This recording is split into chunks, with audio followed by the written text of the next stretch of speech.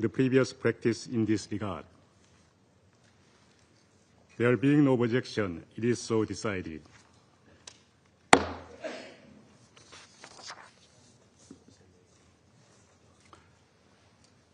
In accordance with Rule 39 of the Council's Provisional Rules of Procedure, I invited Mr. Ramiz Alakbarov, Deputy Special Coordinator for the Middle East Peace Process, United Nations Resident and Humanitarian Coordinator, to participate in this meeting. It is so decided. The Security Council will now begin its consideration of item 2 of the agenda. Now I give the floor to Mr. Ramiz Alakbarov.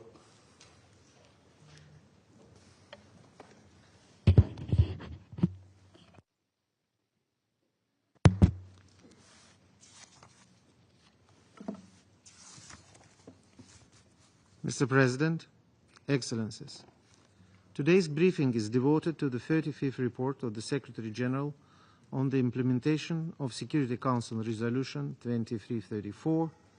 It covers the period from 18 June to 19 September.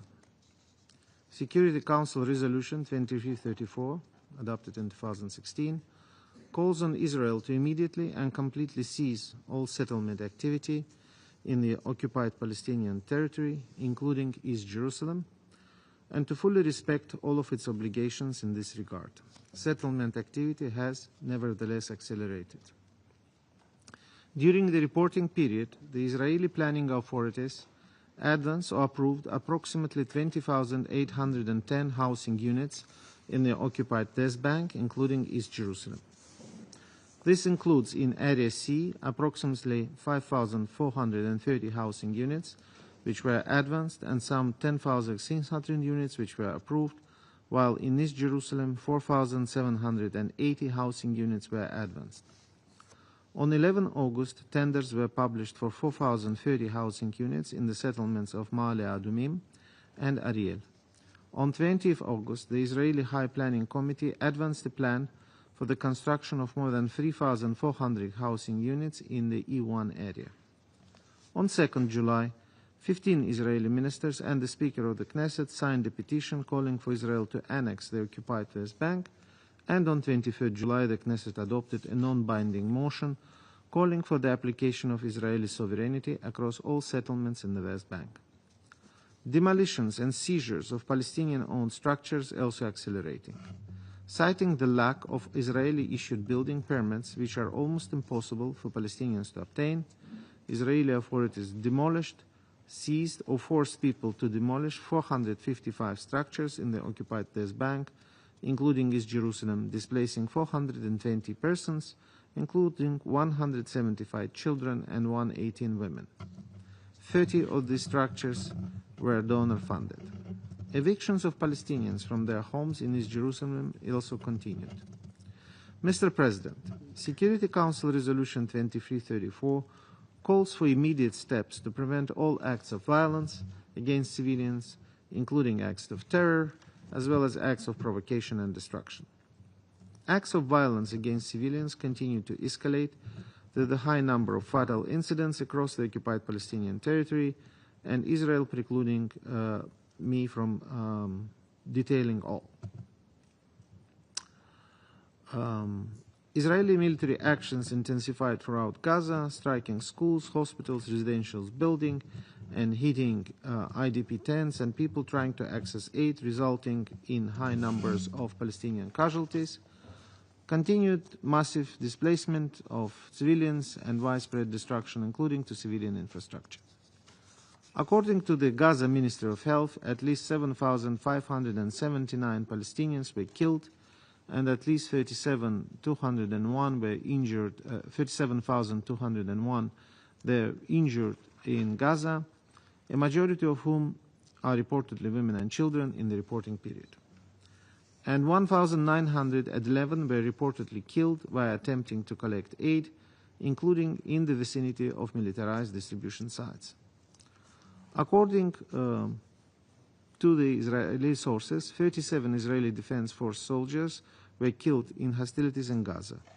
According to Israeli sources, 48 hostages are still being held captive by Palestinian armed groups in Gaza following recovery during the reporting period of the bodies of the 5 hostages by Israeli Defense Forces. 25 of the remaining hostages are believed to be deceased. 30 UN personnel were killed during the reporting period.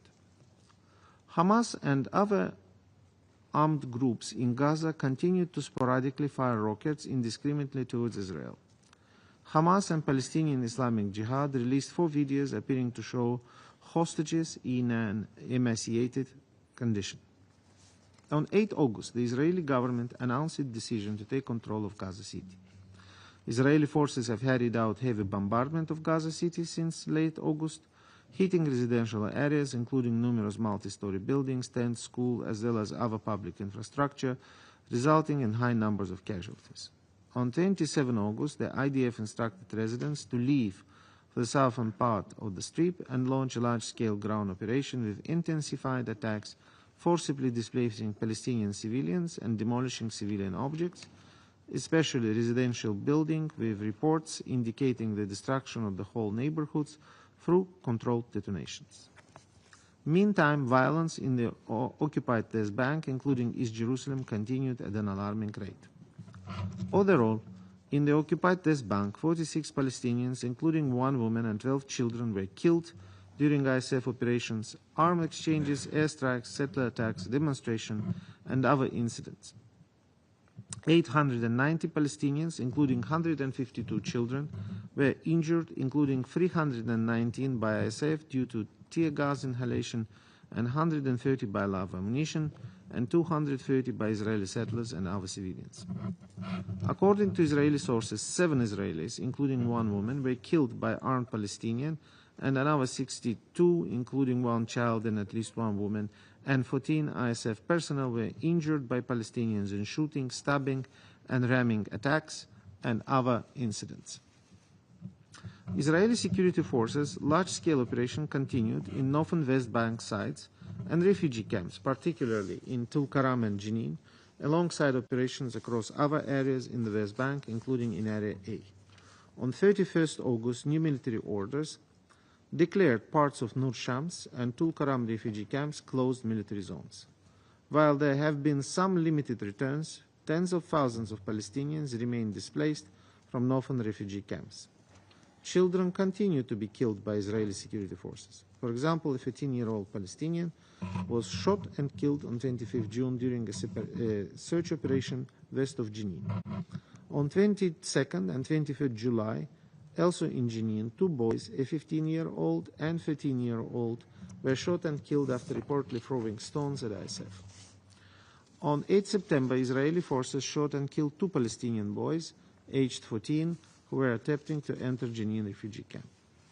Israeli security forces carried out at least 2,500 search and arrest operations in the occupied West Bank. Israel currently holds at least 2,662 Palestinians in administrative detention amidst persistent reports of abuse during detention. Daily settler-related attacks intensified, often in presence of Israeli forces. On 25 June, 3 Palestinians were killed by ISF after dozens of settlers attacked the village of Kafr Malik, northeast of Ramallah. In Akraba town, southeast of Nablus, on 2nd August, Israeli settlers shot and killed a 24-year-old Palestinian man and injured 8 others. Palestinian attacks against Israelis also continued. On 8 September, 2 Palestinians opened fire at a bus station at the Ramot Junction, northwest of East Jerusalem, killing 6 Israelis and injuring 21 others. The attackers were both killed at the scene.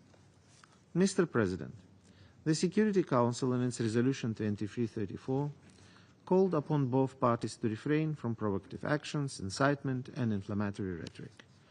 Unfortunately, such acts continued.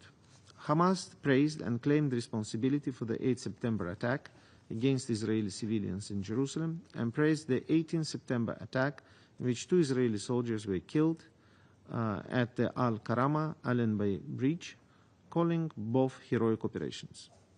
Hamas officials continued to call for additional violent attacks against Israelis. PA-affiliated official media and social media continued to glorify perpetrators of past attacks against Israelis. Senior Israeli officials continued to call for the mass displacement of Palestinians outside Gaza, expansion of Israeli military operations towards the full control of Gaza by Israel, and the establishment of settlements in Gaza. Some also called for annexation and advancement of settlements in the occupied West Bank that would bury the idea of a Palestinian state, and called for stopping all humanitarian aid and life-saving services into Gaza until all hostages are released. A senior official released a statement asserting that there will be no Palestinian state to the west of the Jordan River, and highlighting his past efforts to prevent the creation of a Palestinian state. Senior Israeli officials also conducted inflammatory visits to Jerusalem holy sites, with openly violating the status quo. Mr. President, Resolution 2334 reiterated calls by the Middle East Quartet for affirming steps to be taken immediately to reverse negative trends on the ground that are imperiling the two-state solution. After 23 months of fighting, the humanitarian situation in Gaza is beyond the breaking point. On 22nd August, the Integrated Food Security Phase Classification confirmed famine in Gaza Governorate, marking the first time a famine has been officially confirmed in the Middle East region. More than 500,000 people are facing widespread starvation. Famine is projected to expand to Deir al-Bala and Han Yunis by the end of September. According to the Ministry of Health in Gaza, as of 19 September, 440 malnutrition-related deaths, including 147 children, were documented since October 2023.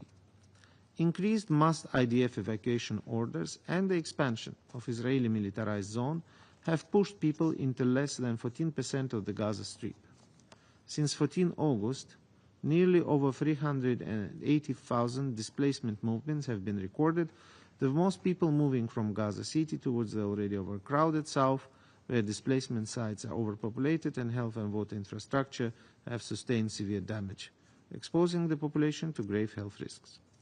Aid is frequently offloaded from trucks, including by starving and desperate people, and in some cases looted by armed criminal groups before reaching warehouses. Israel has allowed an increase in some types of aid entering Gaza, as well as commercial traffic. This step has helped to reduce the prices of some key commodities, but falls short of what is needed to address humanitarian needs in the Strip. Following a shooting attack at the Al-Karama-Alembai crossing with Jordan, the entry of aid for Gaza via the crossing was suspended, along with all other cargo. The Palestinian Authority continues to face a severe fiscal crisis, undermining public service delivery. Israel continues to withhold all Palestinian clearance revenues, which the Palestinian Authority says now total some USD 2 billion in withheld revenue since October 2023. On 20th July, Palestinian President Abbas issued a decree announcing elections for the Palestinian National Council. The decree also established a preparatory committee tasked with making the arrangements for the organization of the process, which held its first meeting on the 7th August. President Abbas also established a committee to draft an interim constitution via decree on 18 August. It is intended to define separation of powers, democratic governance, the peaceful transfer of authority, and the legal framework for elections. Mr. President, in Resolution 2334, the Security Council also called upon all states to distinguish in their relevant dealings between the territory of the State of Israel and the territories occupied since 1967. On 2nd September, Belgium announced its intention to impose sanctions on Israel, including, inter alia, a ban on the importing of products from settlements, a review of public procurement policies with Israeli companies, and restrictions on consular assistance to Belgians living in illegal settlements. Resolution 2334 also called upon all parties to continue, inter alia, to exert collective efforts to launch credible negotiations on all final status issues in the Middle East peace process. On 28-30 July, France and Saudi Arabia co-chaired a high-level international conference for the peaceful settlement of the question of Palestine and the implementation of the two-state solution. The conference culminated in the New York Declaration outlining an actionable framework for the implementation of the two-state solution. On 12 September, the UN General Assembly adopted a resolution endorsing the New York Declaration. Mr. President, in closing, allow me to share Secretary General's observations on the implementation of Security Council Resolution 2334, adopted in 2016, in the Occupied Palestinian Territory, the West Bank, including East Jerusalem and the Gaza Strip. Israeli settlement expansion continues accelerate alongside the proliferation of outposts and steps in the Israeli Knesset promoting the annexation of the West Bank. Israeli settlements have no legal validity and constitute a flagrant violation of international law and resolutions. They are systematically shrinking the territory of the Palestinian state and further entrenching Israel's unlawful occupation. The advancement of the EU1 plan is a calamitous development. If implemented, it would effectively sever the connection between the northern and southern West Bank, further undermining the contiguity of an independent and sovereign Palestinian state, increasing risk of forced displacement and fueling tensions. The government of Israel must abide by its obligations under international law. I recall the findings by the International Court of Justice in its advisory opinion of 19 July 2024, which declared inter alia that State of Israel is under obligation to cease immediately all new settlement activities, evacuate all settlers, and bring to an end its unlawful presence in the occupied Palestinian territory as rapidly as possible.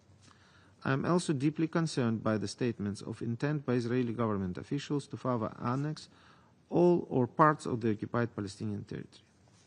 In addition to settlement activities, Palestinians face displacement, demolitions, and crippling movement and access restrictions that stifle the economy and severely limit access to employment, hospitals, schools, and agricultural land. These policies are further fueling frustration and hopelessness while severely undermining the Palestinian Authority. The demolition and seizure of Palestinian structures, including internationally funded humanitarian projects, entails numerous human rights violations and raises concerns about the risk of forcible transfer. I call on the government of Israel to cease the demolition of the Palestinian-owned structures in accordance with its international obligations.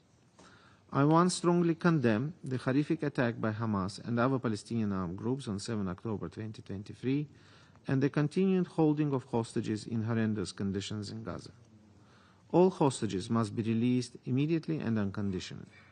I condemn Hamas' appalling videos depicting emaciated Israeli hostages. While in captivity, hostages must be treated humanely and allowed to receive visits and assistance from the International Committee of the Red Cross.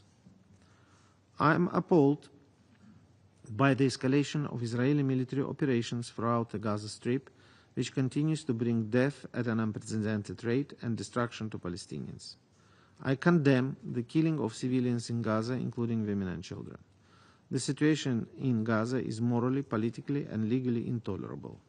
Mass casualty incidents have mounted as operations in Gaza City expand.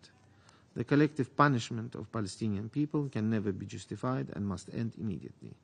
The forced displacement of Palestinian population from any part of the occupied Palestinian territory is unacceptable and violates international law.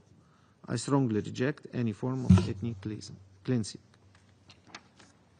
The protection of civilians is paramount in any armed conflict. Parties to conflict have an obligation to respect international humanitarian law.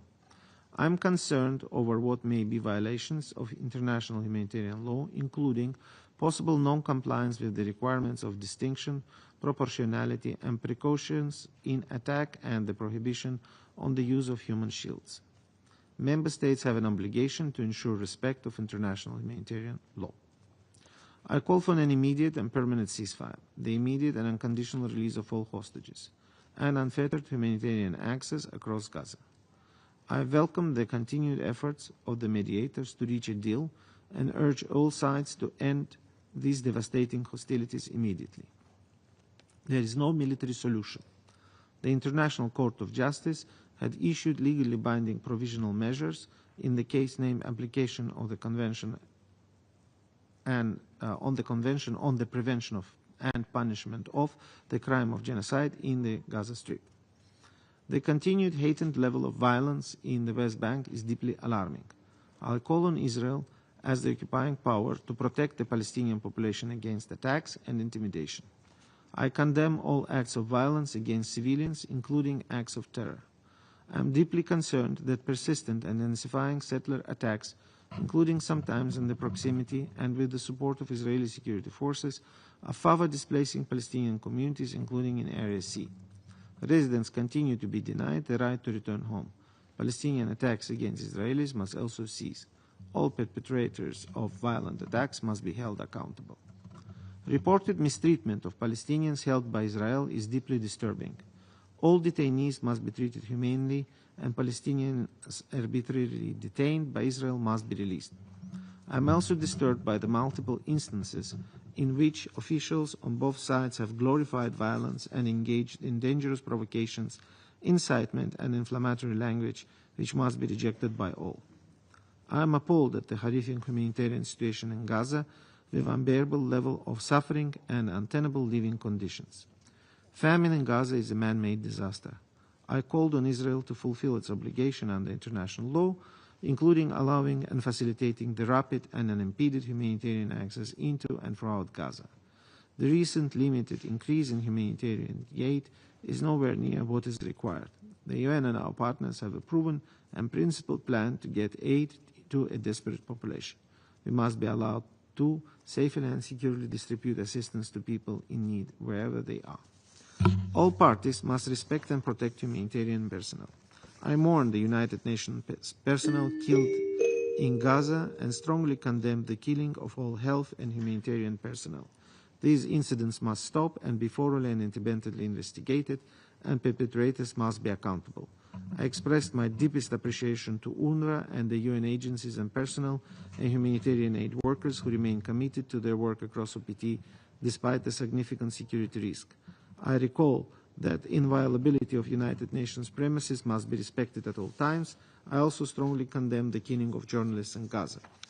Israel's implementation of punitive economic and fiscal measures is destabilizing Palestinian institutions and threatening the viability of Palestinian Authority. I urge Israel to immediately cease all such unilateral steps. I reiterate my call to the parties to respect and uphold the status quo at the holy sites in Jerusalem, taking into account the special and historic role of Jordan. The announcement of Palestinian National Council elections within a year after the conflict in Gaza comes to an end is welcome along the steps taken towards their preparation. I commend France and Saudi Arabia for co-chairing the high-level international conference on the two-state solution and call on the international community to seize this momentum and mobilize the political will and resources for the tangible, irreversible steps of the achievement of the two-state solution. The UN stands ready to support all efforts to advance a just, comprehensive and lasting peace. The continued devastation and misery on the ground, particularly over the past 2 years, have reinforced the absolute need for Israelis, Palestinians, regional states, and broader international community to take urgent steps that will end the unlawful occupation and enable the parties to re-engage on the long-delayed political path to resolve Israeli-Palestinian conflict in line with international law and UN resolutions, realizing a two-state solution. Israel and Palestine, of which Gaza is an integral part, live side by side in peace and security to their secure and recognized borders on the basis of pre-1967 lines with Jerusalem as the capital of both sides. Thank you. Thank Mr. Alakbarov for his briefing. I now give the floor to those council members who wishes to make statements.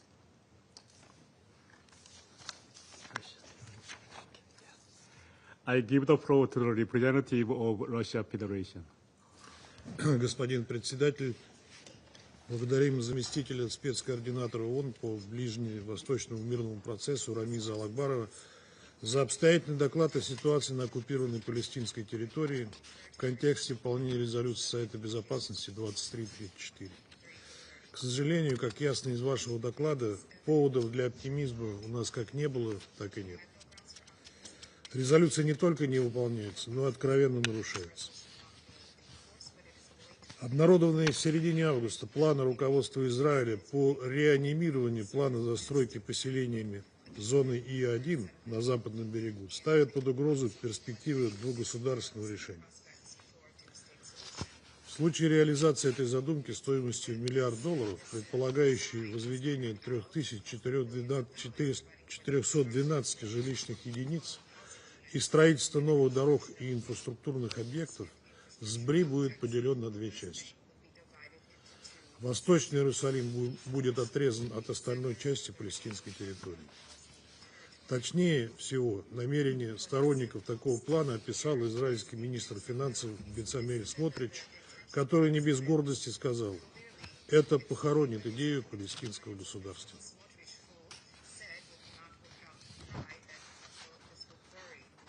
При этом те, кто сегодня утверждают, что незаконная поселенческая активность стала ответом на теракты 7 октября, откровенно лукавят. Все это часть долгосрочной стратегии, последовательно уже много лет продвигаемой религиозными ультранационалистами, оправдывающими нарушение международного права ссылками на Ветхий Завет. Они усматривают за Израилем священное право на эти земли. Палестинцы же в их картине мира совершенно лишние люди, которым нет места в том, что они называют Иудеей и Самарией. Поэтому не стоит удивляться, что только из пресловутой зоны И-1 с 2009 года насильственно перемещено 900 палестинцев, а более 500 домов было снесено, включая 200 построенных на деньги международных спонсоров. Нелепые попытки оправдать угрозы аннексии недавней волной признаний Палестины со стороны ряда западных государств. Эти шаги были вызваны как раз целенаправленной политикой Западного Иерусалима по подрыву двухгосударственного решения, а не наоборот.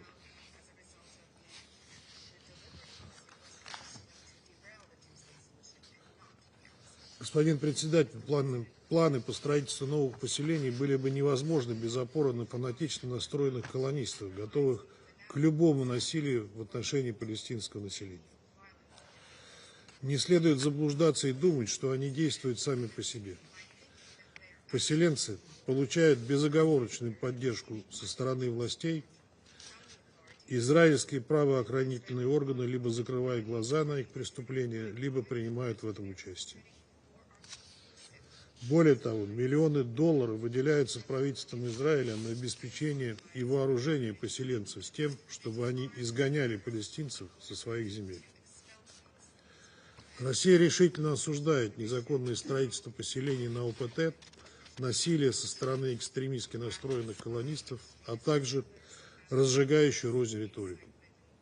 Требуем от Израиля вернуться к неукоснительному выполнению резолюции Совета Безопасности 2334 и отказаться от дальнейших планов по аннексии СБРИ.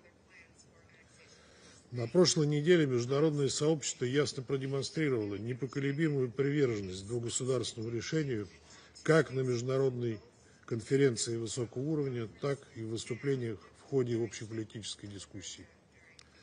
И президент Соединенных Штатов Дональд Трамп в ходе встречи с высокопоставленными делегатами из ряда арабо-мусульманских государств на полях недели высокого уровня для обсуждения ближневосточного урегулирования подчеркнул, что не позволит Израилю аннексировать Западный берег. Хочется надеяться, что за этими словами последуют конкретные действия. Подключение Вашингтона к международным усилиям по разрешению застарелого палестино-израильского конфликта на известной международно-правовой базе жизненно необходимо для того, чтобы обернуть вспять разворачивающуюся у нас на глазах трагедию. Ведь именно безоговорочная американская поддержка до настоящего момента позволяла Израилю творить что угодно, не неся за это ответственности. Как показывает исторический опыт, Западный Иерусалим шел на мирные договоренности лишь тогда, когда в Белом доме находился сильный и принципиальный лидер, готовый на смелые решения ради достижения мира.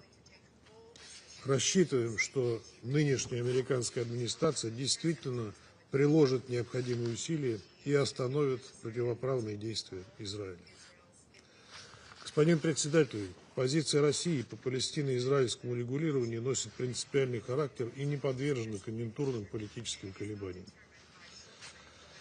Последовательно выступаем за немедленное, безусловное и повсеместное прекращение огня, освобождение заложников и насильственно удерживаемых лиц, обеспечение безопасного и беспрепятственного гуманитарного доступа в соответствии с известными руководящими принципами, перезапуск мирного процесса на общепризнанной международно-правовой основе с центральной двугосударственной формулой, обеспечивающей защиту фундаментальных прав палестинцев на самоопределение и возвращение их справедливых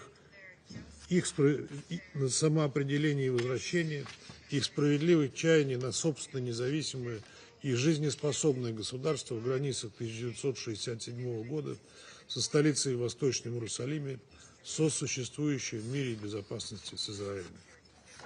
Палестинцы заслуживают своего государства не меньше, чем израильтяне. Соблюдение их прав – единственный возможный выбор для любого ответственного члена международного сообщества. Игнорирование этого наносит прямой вред самому Израилю, заинтересованному в надежном обеспечении собственной безопасности. Решить эту задачу за счет интересов палестинцев и арабских соседей Израиля не получится. И чем раньше в Западном Иерусалиме осознают это, тем лучше. Благодарю вас. Thank the representative of Russian Federation for the statement. I give the floor to representative of Sierra Leone. Thank you, Mr. President. I also thank Mr. Ramiz Al-Akbarov, Deputy Special Coordinator for the Middle East process, for his informative briefing. I welcome the participation of the representatives of Israel and Palestine in this meeting. This briefing on the implementation of Resolution 2334 reminds us of our shared responsibility to ensure that Security Council resolutions are not mere words on paper, but instruments of peace, security, and above all, the protection of civilians. As international momentum behind the two-state solution gathers strength, Sierra Leone recalls the binding provisions of Resolution 2334 and urges its full and immediate implementation. Mr. President, across the Gaza Strip and the West Bank, civilian casualties continue to rise daily, and international humanitarian law continues to be violated.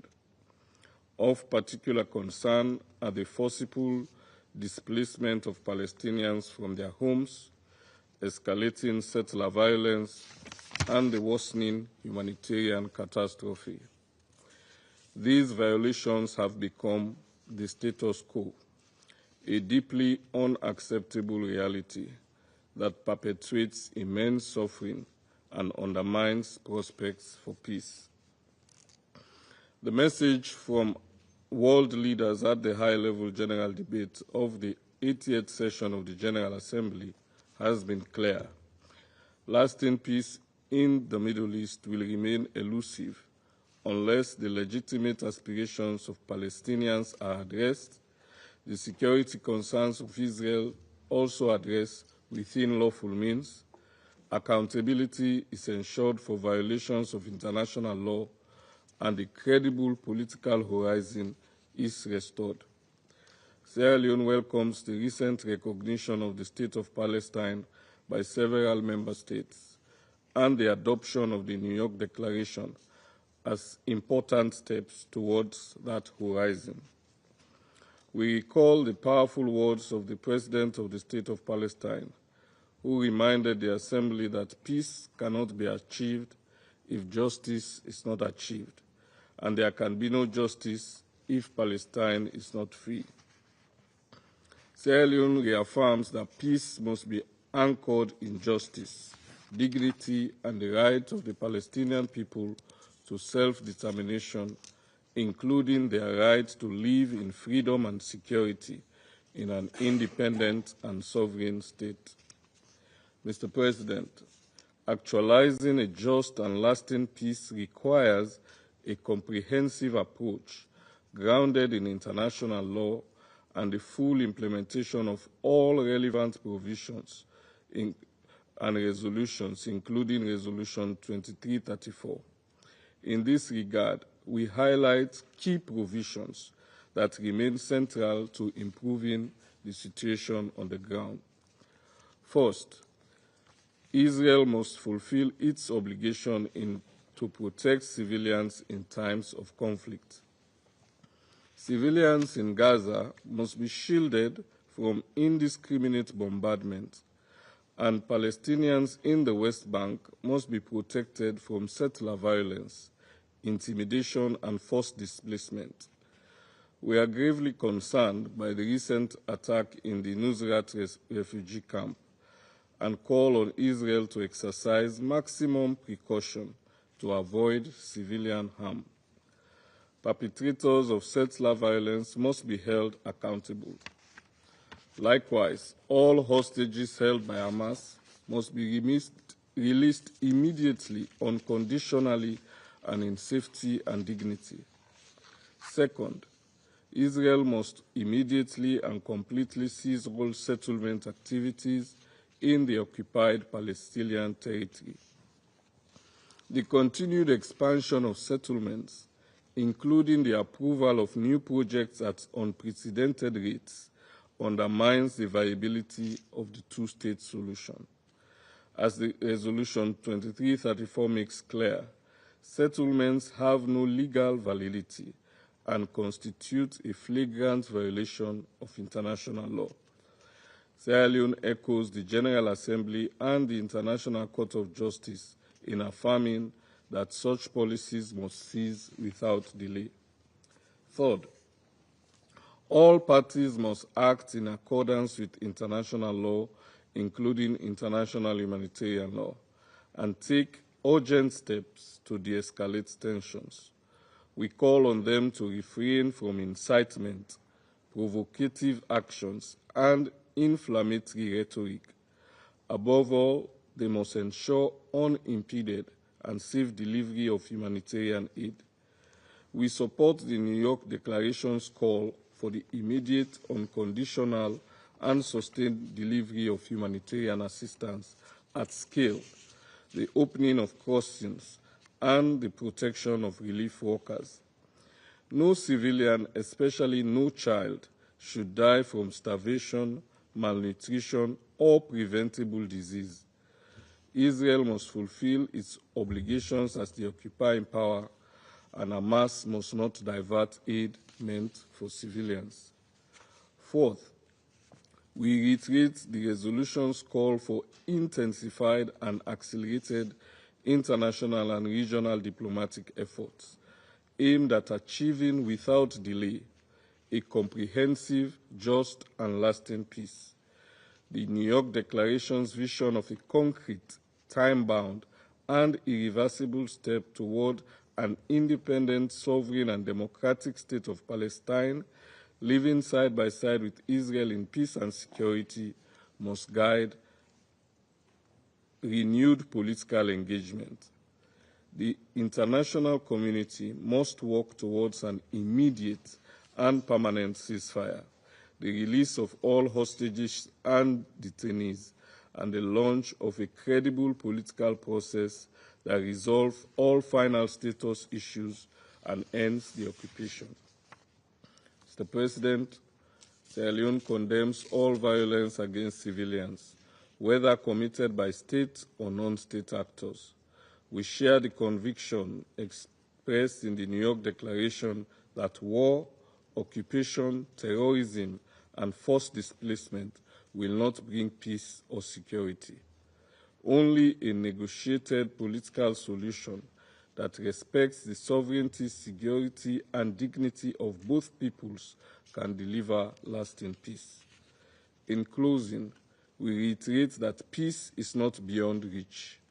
It requires courage, justice, and commitment from all parties to end the occupation, end the violence, and recommit to the principles of coexistence and mutual recognition.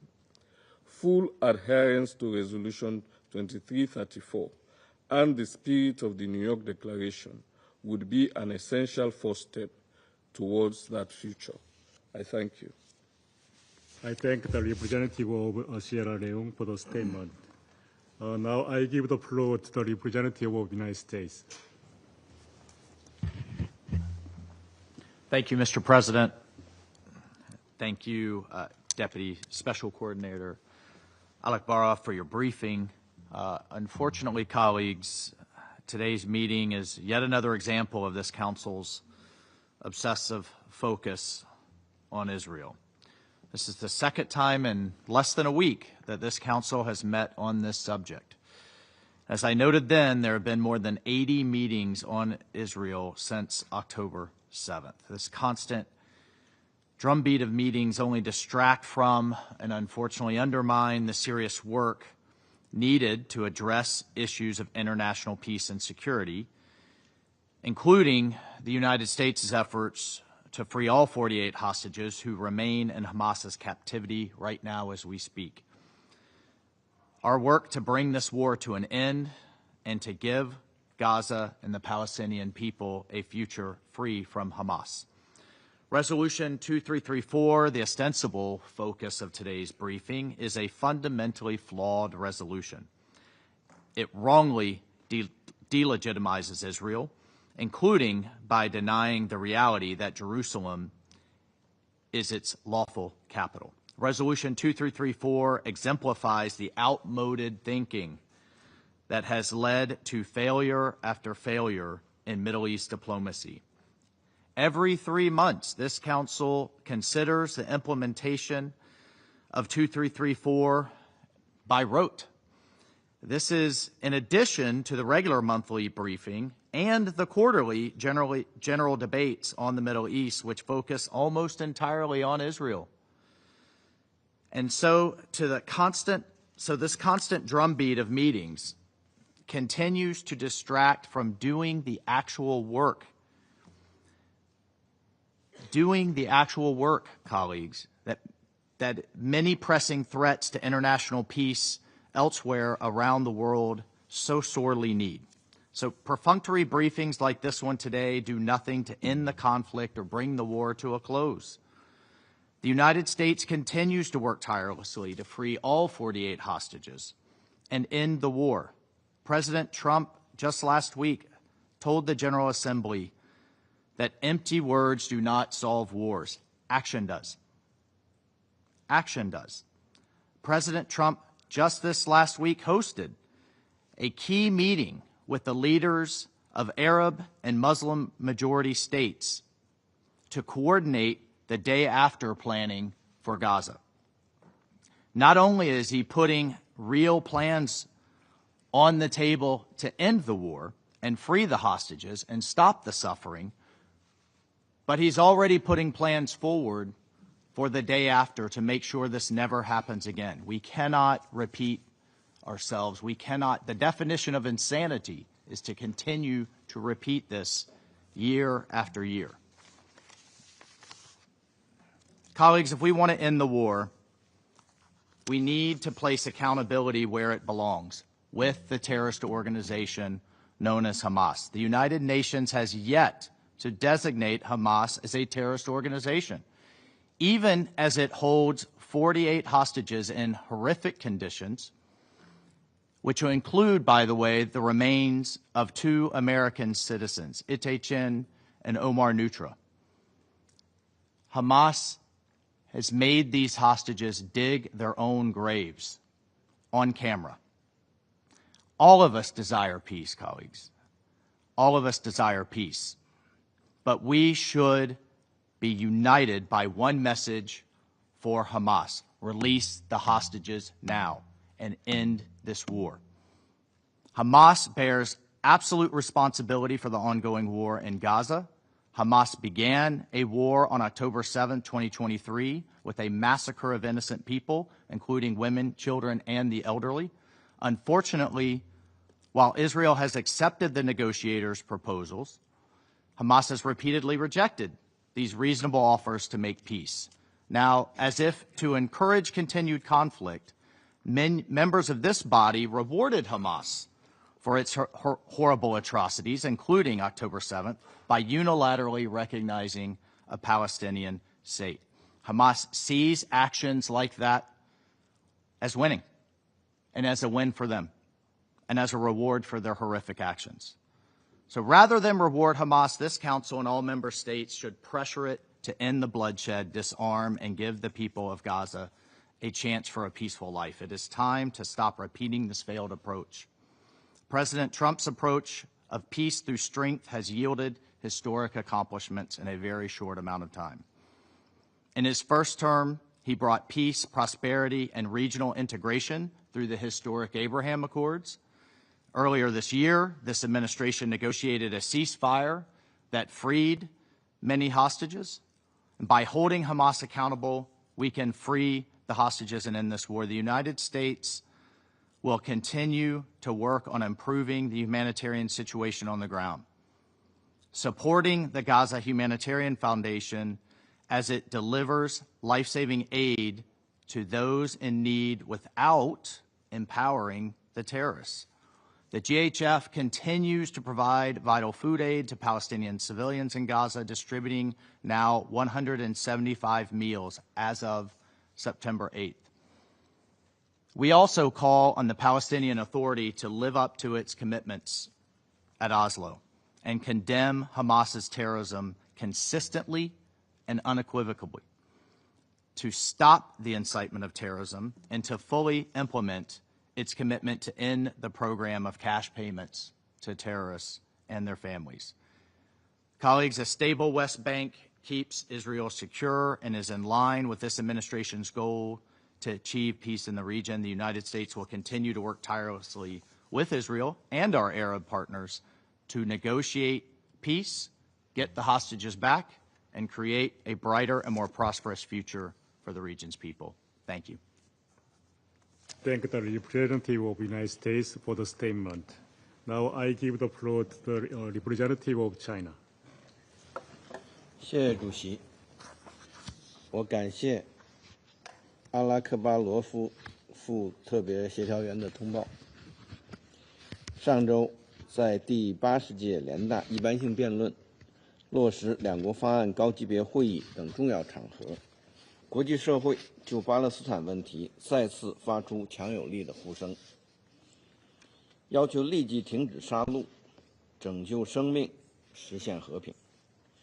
这是维护公道正义的最基本要求，更是人类道德良知的最基本底线。面对当前紧急局势，国际社会应当团结起来，凝聚共识，秉持客观公正立场，为解决巴勒斯坦问题做出更大的努力。我们要以最大的紧迫感平息加沙冲突。在近2年的冲突暴力和围困封锁之下，6.6万多名加沙民众失去了生命，200多万人在前所未有的人道灾难中挣扎。当前，以色列执意推进接管加沙城的计划，每天都有大量无辜平民丧生。中方重申，袭击平民和民用设施不可接受，把人道物资武器化不可接受，违背国际法和国际人道法不可接受。中方敦促以色列立即停止在加沙的一切军事行动，切实履行占领方义务，保障人道物资大规模、快速、安全进入，支持联合国等人道机构开展援助。对以色列有特殊影响的国家应切实负起责任。我们要以有力的行动缓解约旦河西岸紧张局势。以色列持续扩张定居点政策，纵容定居者暴力，挤压巴勒斯坦人民生存空间，侵蚀两国方案基础。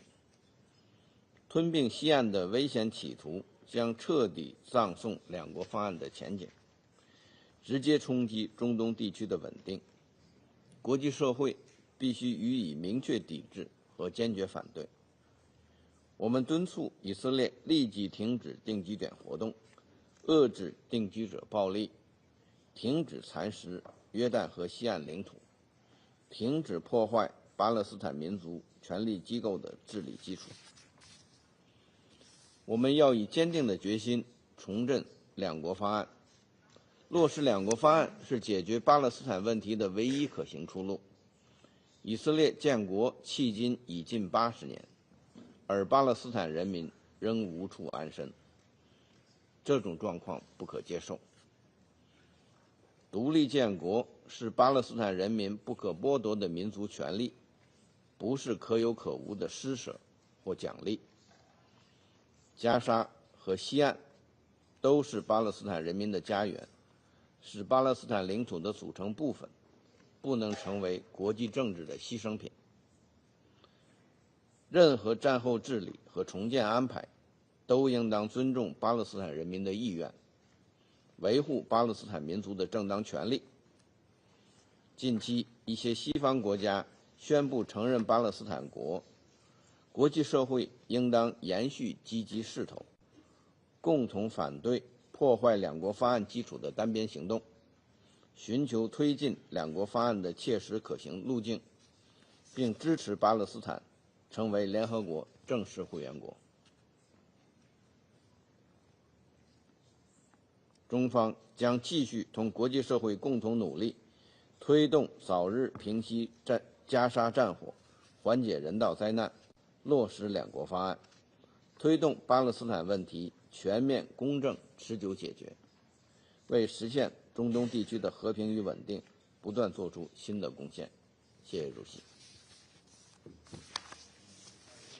Representative of China for the statement. Now I give the floor to representative of United Kingdom. Deputy Special Coordinator Alec Barov for his briefing. I'll make 3 points. First, the United Kingdom reaffirms that a two-state solution remains the only viable path to peace and security for both Israelis and Palestinians. That is why, last week, the UK formally recognised the State of Palestine. As my Foreign Secretary said, this decision reflects a grave urgency. The two-state solution is under threat from relentless violence, deepening humanitarian catastrophe, and political obstruction. In the West Bank, the Israeli government continues its stranglehold on the Palestinian economy, further destabilising the Palestinian Authority. So we urge Israel to release withheld clearance revenues, restore correspondent banking relationships, and facilitate shekel transfers from Palestinian banks. We also repeat our calls on Israel to halt the expansion of illegal settlements, including the E1 plans, and act decisively against extremist settler violence. Like others in this Council, we reiterate that Israeli annexation of the West Bank cannot be allowed to happen. Second, the humanitarian crisis in Gaza is intolerable. Civilians continue to face famine, destruction, and displacement on a scale that defies description. Since the 1st of September, 4 hospitals in northern Gaza have been forced to close, and clinics, including those of the Palestinian Medical Relief Society, continue to be struck by Israel. Israel must protect the healthcare sector in line with its obligations under international law. Last week, doctors who had worked in Gaza described to me the awful challenge of trying to save lives in conditions of destruction and with medical equipment and food withheld. So we continue to call on Israel to let in aid without restriction, including fully reopening the King Hussein Allenby Bridge. We also urge Israel to allow international media access to Gaza in line with the principles of press freedom. Third, as my Foreign Secretary said, recognition must be a spur, not a substitute, for urgent action. We desperately need a ceasefire, the release of all hostages, and a huge surge in humanitarian aid. The hostages and Palestinians in Gaza have known only death and misery for the past 2 years. We commend the tireless efforts of the US, Qatar and Egypt to try to end this cycle of violence. The UK is ready to build on the positive momentum from last week's two-state solution conference and to play our part in securing a deal to provide a better future for Israel, Palestine and the region. I thank you. I thank the representative of United Kingdom for the statement. And now I give the floor to representative of Somalia. Thank you, Mr. President. Allow me to begin by extending our gratitude to Mr. Alak Barov, Deputy Special Representative Coordinator, Resident Coordinator at the Office of the UN Special Coordinator for Middle East Peace Process, for his comprehensive and deeply troubling briefings on the implementation of the Security Council Resolution 2334. Nearly 10 years after its passage, the Council's requirements remain unmet and in several critical respects are being actively disregarded. The ongoing expansion of Israeli settlement constitutes a clear breach of international law and remains a central impediment to the peace process. Over the past year, Israeli planning authorities have advanced or approved almost 10,000 new housing units in the occupied West Bank, including East Jerusalem, and have proposed recognizing 22 additional settlement and outposts actions that deeply undermine the prospect of a viable and continuous Palestinian state. The resumption of a formal land registration in Area C, suspended since 1968, further entrenches settlement growth and increases the risk of unlawful sovereignty claims over occupied territories. Israel must stop the expansion of its illegal settlement on E1 zone. Furthermore, the demolition of over 450 Palestinian-owned structures and the displacement of nearly 600 people sharply highlight the trends that urgently need to be reversed. The recent report from the Office of High Commissioner for Human Rights has identified more than 150 business enterprises, both Israeli and international, that are supporting the sustaining these illegal settlements. Such involvement complicates the occupation and presents a significant ethical and legal concerns. The recent report of the Office of High Commissioner for Human Rights findings should inform the actions of the government and businesses alike, ensuring that they do not contribute on ongoing violations and breaches of international law. Mr. President, the humanitarian crisis in Gaza are catastrophic. Since the collapse of the ceasefire on March 18, more than 2 million people are facing a man-made famine, as confirmed by the Integrated Food Security Phase classification, a direct consequence of the ongoing blockade on aid. The hostilities have become intolerably severe, resulting in the death of at least 5,400 Palestinians and injuries to more than 70,300 others during this period. We pay solemn tribute to the United Nations personnel in Gaza, 323 of whom have lost their lives since October 7, including 43 in the last quarter alone, the highest toll of humanitarian workers in the UN history. Their dedication and sacrifices pursue of humanity and dignity and will not be forgotten. Mr. President, the path forward is clear. First, an immediate permanent ceasefire is essential to halt the bloodshed and avert the further famine.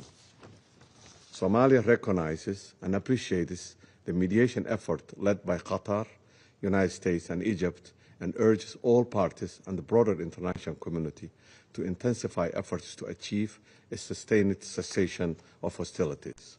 Second, Israel must fulfill its obligation under international law and ensure the rapid and unembedded delivery of humanitarian and commercial goods into Gaza. Starvation of civilians as a method of warfare is strictly prohibited and represents a grave violation of international law. We also call for an immediate and unconditional release of all hostages and those arbitrarily detained. Third, Somalia underscores the necessity of reviving a credible, inclusive political process aimed at addressing the root cause and achieving a just and lasting peace. In that regard, our commitment to a sovereign and independent Palestinian state must be reaffirmed, and with Al-Quds al-Sharif as its capital, we welcome the recent declaration by an increasing number of states recognizing Palestine as a state, and we emphasize the importance of Palestine attaining full membership in the United Nations. The international community must act decisively to end the occupation and support Palestinian unity and governance, both of which are essential for a just and lasting peace. I thank you. Thank the representative of Somalia for the statement. Now I give the floor to the representative of Denmark. Let me also thank Deputy Special Coordinator Alak Barov for his briefing. Mr. President, 1 week ago, world leaders convened for the high-level conference on the two-state solution. The vast majority reaffirmed their unwavering support for the lasting peace and the two-state solution. In the midst of this dark chapter in the Israeli-Palestinian conflict, we saw a glimpse of hope, of momentum that we must dare to build on. This is why the Foreign Minister of Denmark announced last week that the keys to recognition of a Palestinian state will no longer lie in the hands of the Israeli government. The Palestinians themselves must become masters of their own destiny. Denmark welcomes the commitments made by President Abbas regarding democratic reform and condemnation of Hamas, confirming that they can have no role in Gaza. It's crucial that we seize this momentum to move forward on these commitments towards a viable and democratic Palestinian state. However, the two-state solution is at a critical junction. It's challenged by Israel's direct opposition to its realization, by the expansion of illegal settlements, and by threats to annex the West Bank and Gaza. Since our last briefing in June, Israel has approved the E1 settlement plan, a plan that will, if implemented, gravely undermine the two-state solution. Denmark strongly condemns this decision and urges Israel to halt any such attempt. We continue to see new expansions of settlements, widespread settler violence, forced displacement of local communities, and demolition orders of Palestinian-owned structures, including in East Jerusalem. Denmark's position is clear. We firmly condemn all of these actions and policies. Israeli settlements are a clear violation of international law, and they make it virtually impossible to form a connected and viable land for a future Palestinian state. Mr. President, there must also be concerted efforts to support the Palestinian Authority and its commitment to reform. Denmark remains greatly concerned by the PA's deteriorating financial situation. We have recently joined the Emergency Coalition for Palestine and have allocated approximately $8 million in additional support. We have also been at the forefront of EU support for capacity building and reform of the Palestinian authorities. We call on Israel to urgently release the withheld tax revenues it collects on behalf of the Palestinian Authority and to renew the bank agreement. Mr. President, next week we are marking a devastating anniversary. We will never forget the brutal terror attack by Hamas on 7 October 2023. Just little over a week ago, another attack at the Allenby crossing, which we strongly condemn. But there can be no justification for terrorism, nor for the despicable maltreatment of the hostages.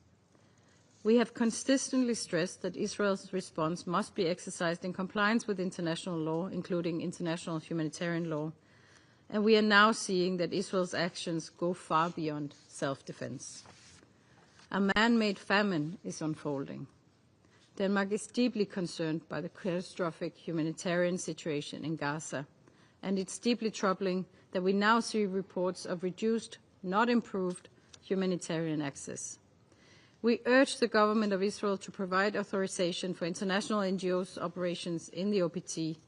They should not be forced to leave at a time when their services are needed more than ever. Mr. President, in closing, despite opposition and cynicism, last week provided new hope for a peaceful future for Israelis and Palestinians. For years, weapons and violence have spoken. Now is the time to implement the Resolution 2334 and for international law to prevail. Denmark remains committed to playing our part. I thank you. I thank the representative of Denmark for the statement. Now I give the floor to representative of Guyana. Mr. President, I thank Deputy Special Coordinator Ramriz Alakbarov for presenting the report of the Secretary General on the implementation of Security Council Resolution 2334. It is deeply alarming that Israel not only fails to comply with the provisions of the resolution, but also continues to take active steps that directly violate its provisions. Mr. President, Israel continues to carry out its colonial settler policy unconstrained by the prescriptions of international law. This approach is particularly unsettling because of the implications for the achievement of an independent Palestinian state and the prospects for the termination of the Israeli occupation. This policy is evidenced by Israel's continued and systematic approval of new settlements in the occupied West Bank, increasingly shrinking the space pertaining to the Palestinian territory. The approval of the E1 settlement plan and Israel's determination to go forward with construction in the area is an extremely significant development that should not be met with silence from the Council. Advancing this plan would further fragment Palestinian communities and seriously undermine the aspiration for a contiguous Palestinian state. Israel itself has declared that the Palestinian state is being, and I quote, erased not by slogans, but by deeds, end quote. The response to this daring declaration by the occupying power and all other illegalities in the occupied Palestinian territory must be met with strong, decisive, and strategic action. Guyana therefore calls on fellow Council members to uphold the collective obligation to ensure that Israel complies fully with Resolution 2334. Israel's colonial settler policy is further evidenced by the settler attacks on Palestinians in the occupied West Bank, including East Jerusalem. Settlers also vandalize public infrastructure, including water networks and healthcare facilities.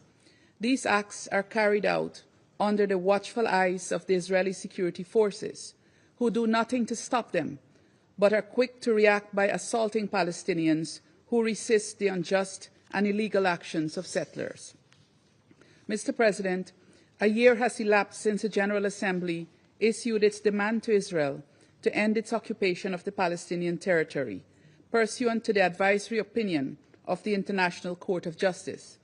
Guyana calls on Israel to relinquish the path of obstinacy and defiance in response to the loud calls of the international community, including the United Nations, for compliance with international law. We further call on Israel to cease all settlement activities and annexation plans, both for the occupied West Bank, including East Jerusalem, and for the Gaza Strip. Mr. President, Guyana is deeply disturbed by Israel's intransigence in persisting with its genocide of Palestinians in Gaza. As my President said to the General Assembly last week, what we are witnessing is not warfare, but mass extermination, carried out systematically and amounting to a war crime. The paralysis of the Security Council cannot persist, as this will be to the further detriment of the Palestinian nation. We therefore call for a consensus approach that involves action by all member states pursuant to Resolution 2334 to ensure that they do not in any way contribute to the implementation and perpetuation of Israel's settler colonial policies and practices. This approach must also involve urgent action by all member states to halt the ongoing genocide against the Palestinian people. Mr. President, colleagues, it is baffling that the government of a people who have been the subject of discrimination and exclusion of the worst kind less than 100 years ago can now be the perpetrators of the same crime against another people, this time in full view of the world. Instead of changing the course of history, sadly, the occupying power has chosen to repeat it. But we, the international community, must ensure that the rule of international law prevails, not because enough of us hope that it will prevail, but because enough of us exercise the political will for it to prevail. As always, Guyana is prepared to support Council action to this end. I conclude by reiterating the following appeals. First, Guyana stresses the need for an immediate, unconditional, and permanent ceasefire in Gaza, for the cessation of Israeli settlement policies and practices in the occupied West Bank, including East Jerusalem, and for the cessation of violence against Palestinian civilians in the occupied West Bank. Second, Guyana urges that steps be taken to rapidly improve the humanitarian situation in Gaza. We call on the Israeli authorities to allow humanitarian access in all parts of the Strip, to lift restrictions on the types of supplies allowed in, and to allow the UN and humanitarian partners to fully resume their operations. The situation of famine in Gaza can and must be reversed. Third, we call for the immediate and unconditional release of all hostages who continue to be held in Gaza by Hamas and other armed groups. Likewise, we call for the release of Palestinian civilians, including children, who are detained in Israeli prisons without charge. Mr. President, Guyana remains unwavering in its support to the Palestinian cause and the implementation of the two-state solution. We remain ready to work with the Council and the wider UN towards this end and are particularly encouraged by the many demonstrations of solidarity with the Palestinian people during High Level Week. We believe that there is great international momentum and commitment to resolving the question of Palestine with urgency, and we, the members of the Security Council, must collectively take full advantage of this momentum. I thank you. I thank the representative of Guyana for the statement. Now I give the floor to the representative of France. Merci, Monsieur le Président. Monsieur le Président, je remercie Monsieur le coordonnateur spécial adjoint pour le processus de paix au Moyen-Orient, Monsieur Ramiz Alakbarov, pour son exposé. La question israélo-palestinienne est au cœur des tensions de la région depuis des décennies, et il est du devoir de ce Conseil de la traiter sans relâche. Dans une semaine, nous commémorerons le sinistre anniversaire des 2 ans des attaques terroristes commises par le Hamas le 7 octobre 2023 et des prises d'otages qui s'en sont suivies. Actes barbares, d'ampleur inégalée, qui ont ébranlé par leur sauvagerie Israël et la conscience du monde. La France réitère sa condamnation sans équivoque des crimes odieux commis par le Hamas. Notre priorité absolue demeure la conclusion d'un cessez-le-feu immédiat et permanent et la libération sans condition de tous les otages. Mais voici aussi 2 ans que notre Conseil se réunit vainement pour appeler au cessez-le-feu et à l'accès humanitaire sans restriction pour tous les habitants de Gaza. Les offensives israéliennes en cours à Gaza n'ont plus de logique militaire. La France réitère sa condamnation de leur extension et de leur intensification. La tragédie des Palestiniens de Gaza a trop duré. Cette guerre destructrice ne doit pas nous faire oublier les dangereuses dynamiques à l'œuvre en Cisjordanie. À cet égard, je souhaiterais rappeler 3 points d'attention majeurs pour la France. Tout d'abord, la validation par Israël du projet de colonie E1 à l'est de Jérusalem. Ce projet couperait la Cisjordanie en 2 et porterait gravement atteinte à la solution à 2 États. La France appelle Israël à y renoncer de toute urgence.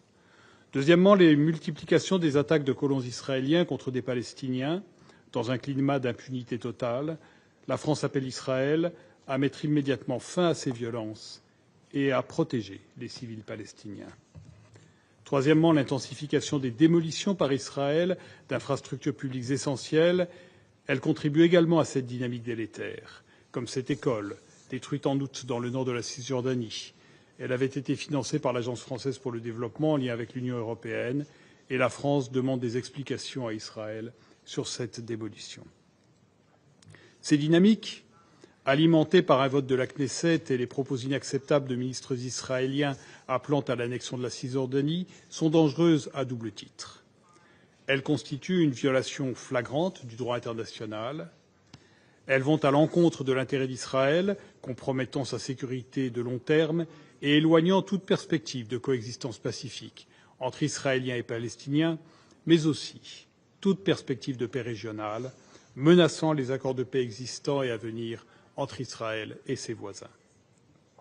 La France continuera de s'opposer fermement à toute forme d'annexion des territoires palestiniens, qui constitue une ligne rouge pour la communauté internationale. La France est pleinement mobilisée aux côtés de ses partenaires européens pour accroître la pression sur Israël afin de mettre fin à la colonisation et à toutes les violences qu'elle suscite. Cela passe notamment par l'adoption de nouvelles sanctions contre les individus et entités qui en sont responsables. Monsieur le Président, dans ce paysage bien sombre, une lueur d'espoir existe pourtant. La semaine dernière s'est tenue ici à New York la conférence pour la solution à deux États, coprésidée par l'Arabie saoudite et la France. Cette conférence a permis à la communauté internationale de réaffirmer son soutien ferme et continu à la solution à deux États. Elle a permis aussi d'insuffler une dynamique politique inédite, en dessinant un chemin clair vers la paix et la sécurité pour tous dans la région. Elle a été l'occasion pour la France, avec 9 autres États, d'annoncer la reconnaissance de l'État de Palestine. La déclaration de New York, endossée par 142 États membres de l'ONU, dresse une feuille de route unique pour y parvenir. Approuvée par l'autorité palestinienne, elle prévoit notamment un cessez-le-feu immédiat et permanent à Gaza et la libération de tous les otages. Le désarmement effectif du Hamas et son exclusion de la gouvernance de Gaza, où une administration de transition doit être mise en place, intégrant l'autorité palestinienne. Rappelons à cet égard qu'il est difficile de présenter comme un appui au Hamas une conférence qui l'exclut de l'avenir de la Palestine et qui vise cette solution à deux États que le Hamas, justement, a toujours refusée. Troisièmement, le déploiement d'une mission internationale de stabilisation à Gaza et la reconstruction de l'enclave. Enfin, l'établissement d'un État palestinien doté d'une gouvernance et d'institutions réformées. Nous comprenons que les contacts entre le président des États-Unis et plusieurs États de la région la semaine dernière ont également fait progresser l'engagement au service d'une paix durable. Monsieur le Président, la paix est possible, mais elle suppose de la part du Hamas de libérer immédiatement les otages encore détenus à Gaza. Elle suppose aussi de la part d'Israël d'accepter la main tendue par la communauté internationale et de s'engager de bonne foi sur le chemin des deux États. Je vous remercie. I thank the representative of France for the statement. Now I give the floor to representative of Slovenia. Thank you, Mr. President. And I thank Deputy Special Coordinator, Mr. Alakbarov, for his briefing. Unsurprisingly, the briefing paints a grim picture of a dangerous trajectory of the conflict. Colleagues, during the past week, world leaders gathered here at the United Nations. Palestine and the horrors of Gaza dominated all discussions. It started with a conference on the two-state solution, which created a positive momentum that was further strengthened by the meeting of the US President with Arab leaders. All these happened in parallel with almost consensual messages coming from the General Assembly that the suffering in Gaza must end. As the general debate wraps up, we have an opportunity for reflection and for charting the course of action. Today, Mr. President, I would like to offer our reflection on partnership for peace. First, for Slovenia, the Palestinian Authority is a crucial partner for peace. While supporting the reform process, we underline that the PA must remain stable and able to govern, provide basic services, and maintain security. We are deeply alarmed over their financial crisis and we urge the Israeli government to release the Palestinian revenues that Israel is withholding unlawfully. Slovenia has joined the Emergency Coalition for the Financial Sustainability of the Palestinian Authority and allocated funds towards this end. However, this is only an emergency measure. Ensuring the sustainability and functionality of the Palestinian Authority remains a priority. Second, UNRWA is another partner for peace in the region. It is a lifeline for Palestinians struggling with the humanitarian catastrophe in Gaza. It is a pillar for human development in the West Bank and more broadly. We remain steadfast in our support to the agency and the shared commitments we pledged. The agency is an indispensable part of the fibre of Palestine society and is enjoying trust of the community. It is accumulating knowledge, offering opportunities and carrying political heritage. As such, it must be protected and its mandate renewed. Third, what is becoming clear is that partnerships for peace in the region of the Middle East and in the international community are growing. The leaders of the region have clearly demonstrated their commitment to peace in the region, to peace with Israel. As part of the commitment of the international community to peace, we welcome the new and irreversible wave of recognitions of Palestinian statehood. Each one strengthens legitimacy of Palestine and moves us closer to a just settlement. The international community is making its voice clear, and we resolutely stand behind the New York Declaration outlining steps to peace. Colleagues, I want to underline that we also hear voices for peace in Israel. We hear families of hostages calling for ceasefire. We hear voices of so many Israelis understanding that their safety and future is intertwined with safety and future of Palestinians. We hear Jewish voices around the globe emphasizing that peace cannot be achieved through war. To these voices and to others, I want to once again repeat our condemnation of the 7 October terror attack. Hamas is not a partner for peace. Hamas and its terror ideology has no place in the future of Gaza. Mr. President, Slovenia is deeply alarmed by the surge of violence in the West Bank. We oppose announcements regarding further expansion of settlement projects, including the E1 project. We are alarmed by the attempts to fragment Palestinian communities and movements restrictions. We call for the compliance with the ICJ advisory opinion. We call for an end to the occupation. Slovenia has taken concrete measures against settlements, as well as against the war in Gaza. Our position on it has equally been clear, and I repeat our call for an immediate, unconditional and permanent ceasefire, the unconditional and dignified release of all hostages, and for unhindered humanitarian assistance in Gaza in line with humanitarian principles. Thank you. The representative of Slovenia for the statement. Now I give the floor to representative of Panama. Gracias, señor presidente.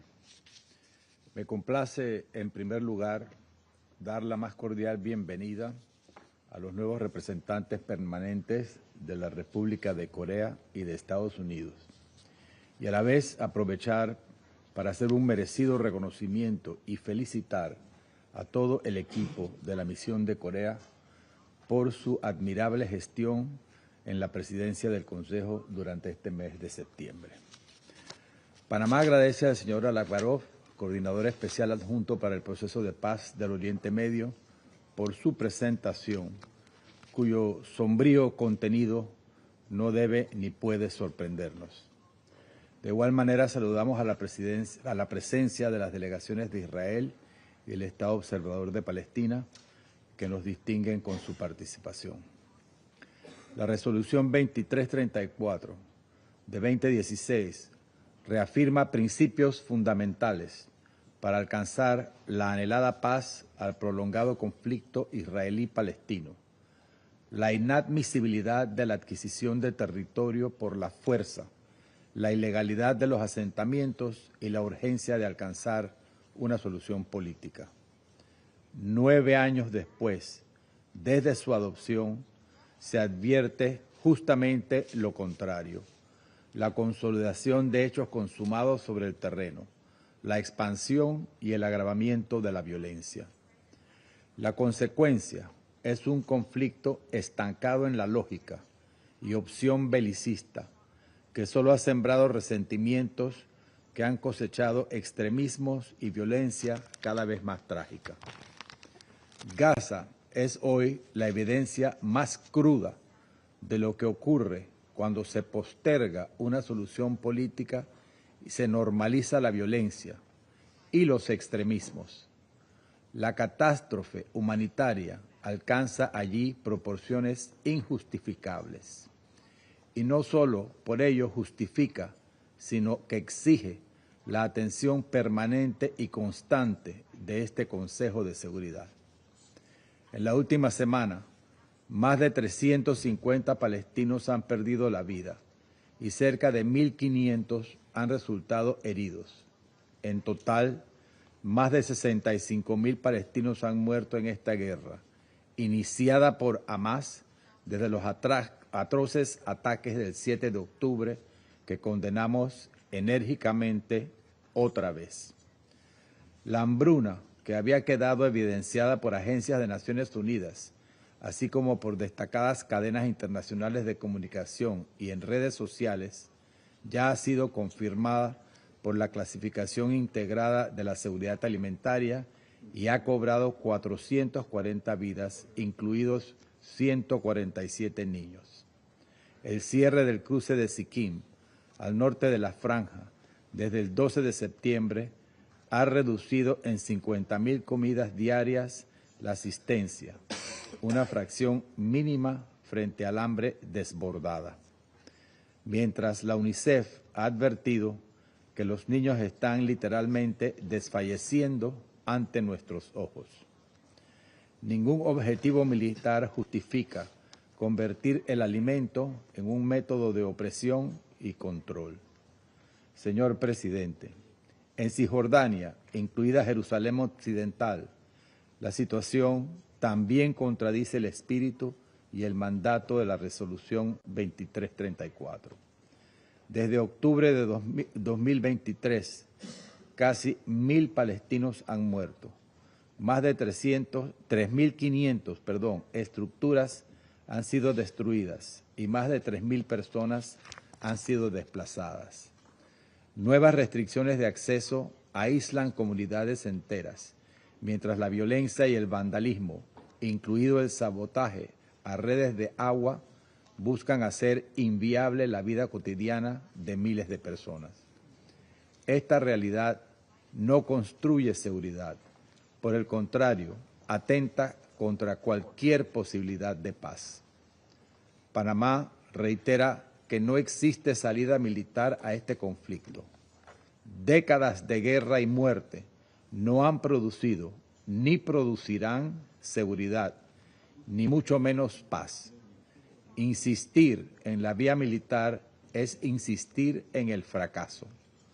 La única vía es un proceso político serio, integral y sostenido, basado en el derecho internacional, en las resoluciones de este Consejo, con garantías verificables para ambas partes y que, como resultado de negociaciones diplomáticas, asegure a israelíes y palestinos vivir bajo seguridad y dignidad en 2 estados con fronteras mutuamente reconocidas e internacionalmente acordadas.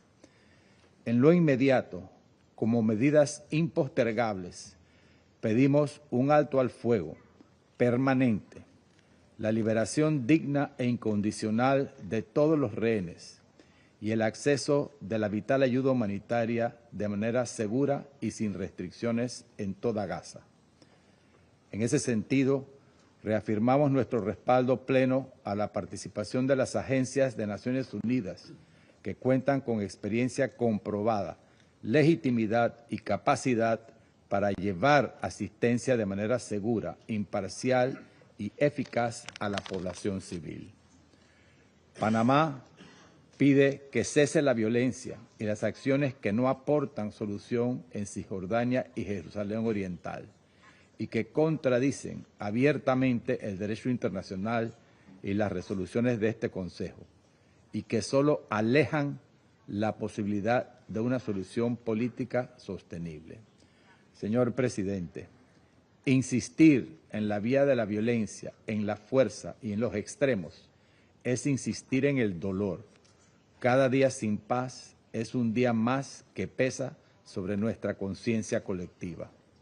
Optar por la vía política es insistir en la vida, en la dignidad y en la seguridad de dos pueblos que merecen vivir en paz y seguridad. Renunciar a la paz sería renunciar a la dignidad que nos une como humanidad. Muchas gracias. I thank the representative of Panama for the statement. Now I give the floor to representative of Greece. Thank you, Mr. President. This past week gave new impetus to our engagement on the situation in the Middle East, giving us reason to hope even as challenges persist.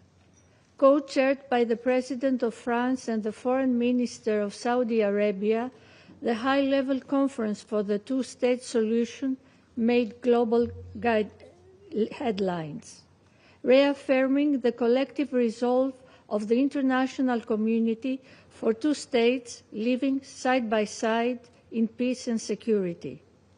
We welcomed the clear and unequivocal statement of the President of the Palestinian Authority condemning the terrorism of Hamas, and we were encouraged by the expressed Palestinian resolve to assure that Hamas will have no role in the governance of Gaza in the day after. Against this backdrop, we believe the path charted by the New York Declaration must be explored and implemented thoroughly. Of course, challenges remain grave.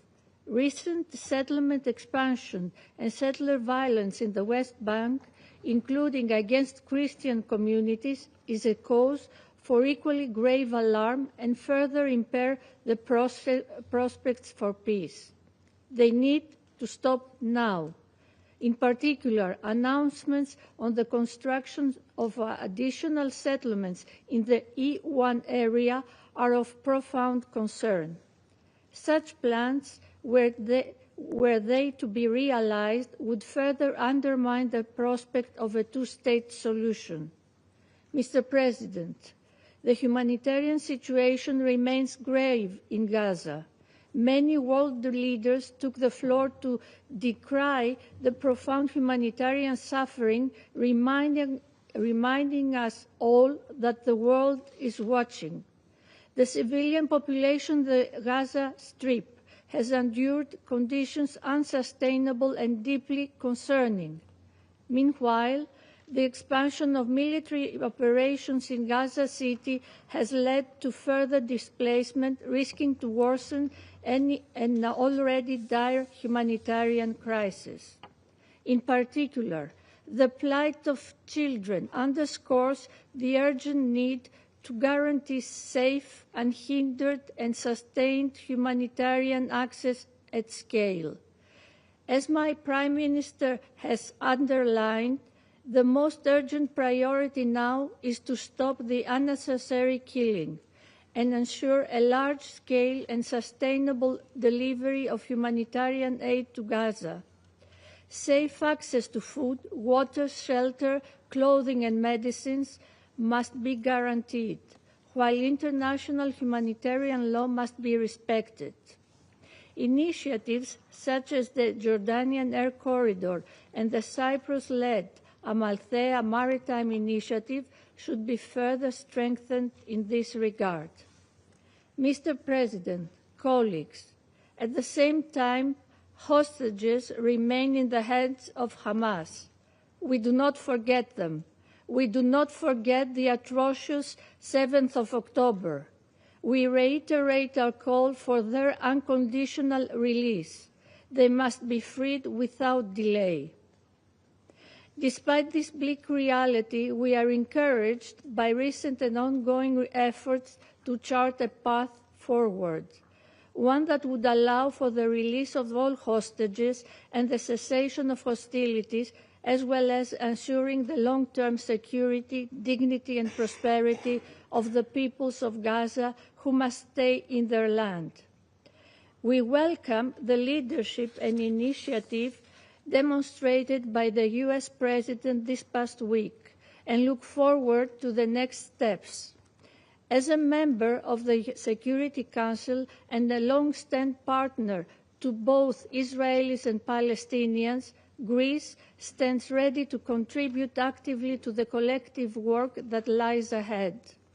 Mr. President, the members of the international community, despite all nuances and differentiations, stood united this past week, especially in calling for the hostages to be released and for the war to end. A new dawn for Israelis and Palestinians can be on the horizon, should there be the courage to reach for it. The two-state solution of both peoples living side by side in peace and security remains the only viable path forward. This past week, the international community threw its full weight behind it. Now is the time for it to be realized. I thank you. I thank the representative of Greece for the statement. Now I give the floor to Pakistan. Thank you. Mr. President, I would like to also welcome you to our UN family. We thank Deputy Special Coordinator, Mr. Ramiz Al-Akbarov, for his briefing.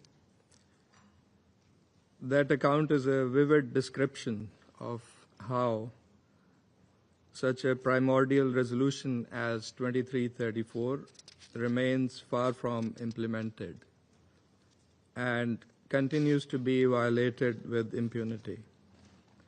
It is therefore right for this Council to have this periodic review in accordance with Resolution 2334.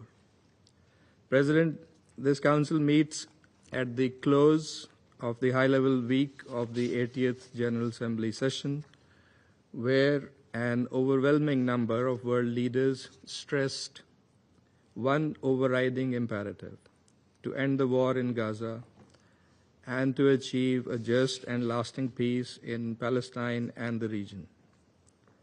The message from the Assembly was clear, and it must be heard clearly in this chamber also. Mr. President, for over 2 years, the Council has been seized with the unbearable tragedy unfolding in Gaza and the rest of the Palestinian territory. Yet, with every passing day, the suffering deepens. As our Prime Minister said last week, the plight of the Palestinian people is one of the most heart-wrenching tragedies of our times. More than 66,000 Palestinians have been killed, the vast majority of women and children. Gaza is not only being bombed from the sky, its people are being starved on the ground. Homes, schools, and hospitals have been reduced to rubble. The expansion of military operations in Gaza City is a catastrophe before our eyes, risking the forced displacement of nearly 1 million people who have no safe refuge left. In the West Bank, the picture is equally alarming. Systematic military operations, illegal settlements, and forced displacement are extinguishing the very prospect of a two-state solution. The E1 settlement plan is a direct assault on the two-state framework, threatening to sever East Jerusalem from Palestinian areas and dismantle the contiguity of the West Bank. Such policies are not only unjust, they are unlawful. They violate international law and Security Council resolutions, including Resolution 2334, which declared settlements illegal and demanded an immediate halt. Yet, Instead of compliance, we see defiance and acceleration of the settlement activity, as also we heard in the briefing this morning. If the Council cannot enforce its own decisions, its credibility will be in jeopardy. Mr. President, there are nonetheless glimmers of hope. Pakistan welcomes the two-state solution conference, co-chaired by France and Saudi Arabia, and the recent recognitions of the State of Palestine by several member states. These are principled steps representing a positive momentum which must be matched by substance. We value the initiative of President Donald Trump working with 8 Arab and OIC countries to advance peace through concrete measures. As a participant in this consultation process, Pakistan will closely engage and play a constructive role in promoting consensus. Our aim is to ensure that these efforts contribute meaningfully to alleviating the suffering of the Palestinian people and to achieving a just, comprehensive, and lasting peace consistent with UN resolutions and international legitimacy, leading to Palestinian statehood. Ensuring full ownership of the Palestinians and the Palestinian Authority will be vital for any process. We therefore call for, first, an immediate, unconditional, and permanent ceasefire to halt the carnage in Gaza. Second, the lifting of the blockade and unimpeded humanitarian access alongside the release of hostages and Palestinian prisoners. Third, a categorical end to forced displacement and settlement activity while upholding the right of return of refugees under international law. A firm no to any designs for annexation either in Gaza or the West Bank. Fourth, practical, time-bound measures to ensure the full implementation of Resolution 2334 and to preserve the viability of the two-state solution. Fifth, the urgent launch of a credible, irreversible political process leading to a sovereign, contiguous, and viable state of Palestine based on the pre-1967 borders with Al-Quds, Al-Sharif as its capital. President, the people of Palestine cannot wait. The cause of peace and the credibility of this Council depends on what we do in this moment. Pakistan will continue to stand with the people of Palestine and to work with Council members and other partners towards a just and lasting peace for all in the region. I thank you. I thank the representative of Pakistan for the statement. Now I give the floor to the representative of Algeria. السيد الرئيس، بداية أتوجه بجزيل الشكر إلى السيد رامز الأكبروف نائب المنسق الخاص لعملية السلام في الشرق الأوسط على إحاطة عارضت بوضوح لا لبس فيه مأساوية الواقع في الأرض الفلسطينية المحتلة، وكشفت عجز هذا المجلس عن ضمان تنفيذ القرار 2334 بما يفضح حالة الشلل التي تصيبه كلما تعلق الأمر بفرض الامتثال لقراراته بشأن القضية الفلسطينية حتى يوشك أن يفقد ما بقي من مصداقيته. السيد الرئيس، في غزة يتسع الجرح الفلسطيني كما تتسع الآلام والمآسي، آلام ومآس خلفها احتلال همجي لم يعدم وسيلة ذكرت في كتب الطغاة إلا أوقعها على الشعب الفلسطيني حتى صار الموت فيها أمنية ترجى لا هاجسا يخشى. يقتل الناس فيها في أطفالهم وفي آبائهم وفي أحبابهم وفي كل ما كان يوما رمزا للحياة، حيث صار الموت رفيق الإنسان. فالفلسطينيون يعيشون الموت لكنه موت بلا موت. الأرقام المروعة عن معاناة الغزيين تمتلئ بها التقارير، ولا ينكرها أو يشكك بها إلا من كان مشاركا في الجريمة.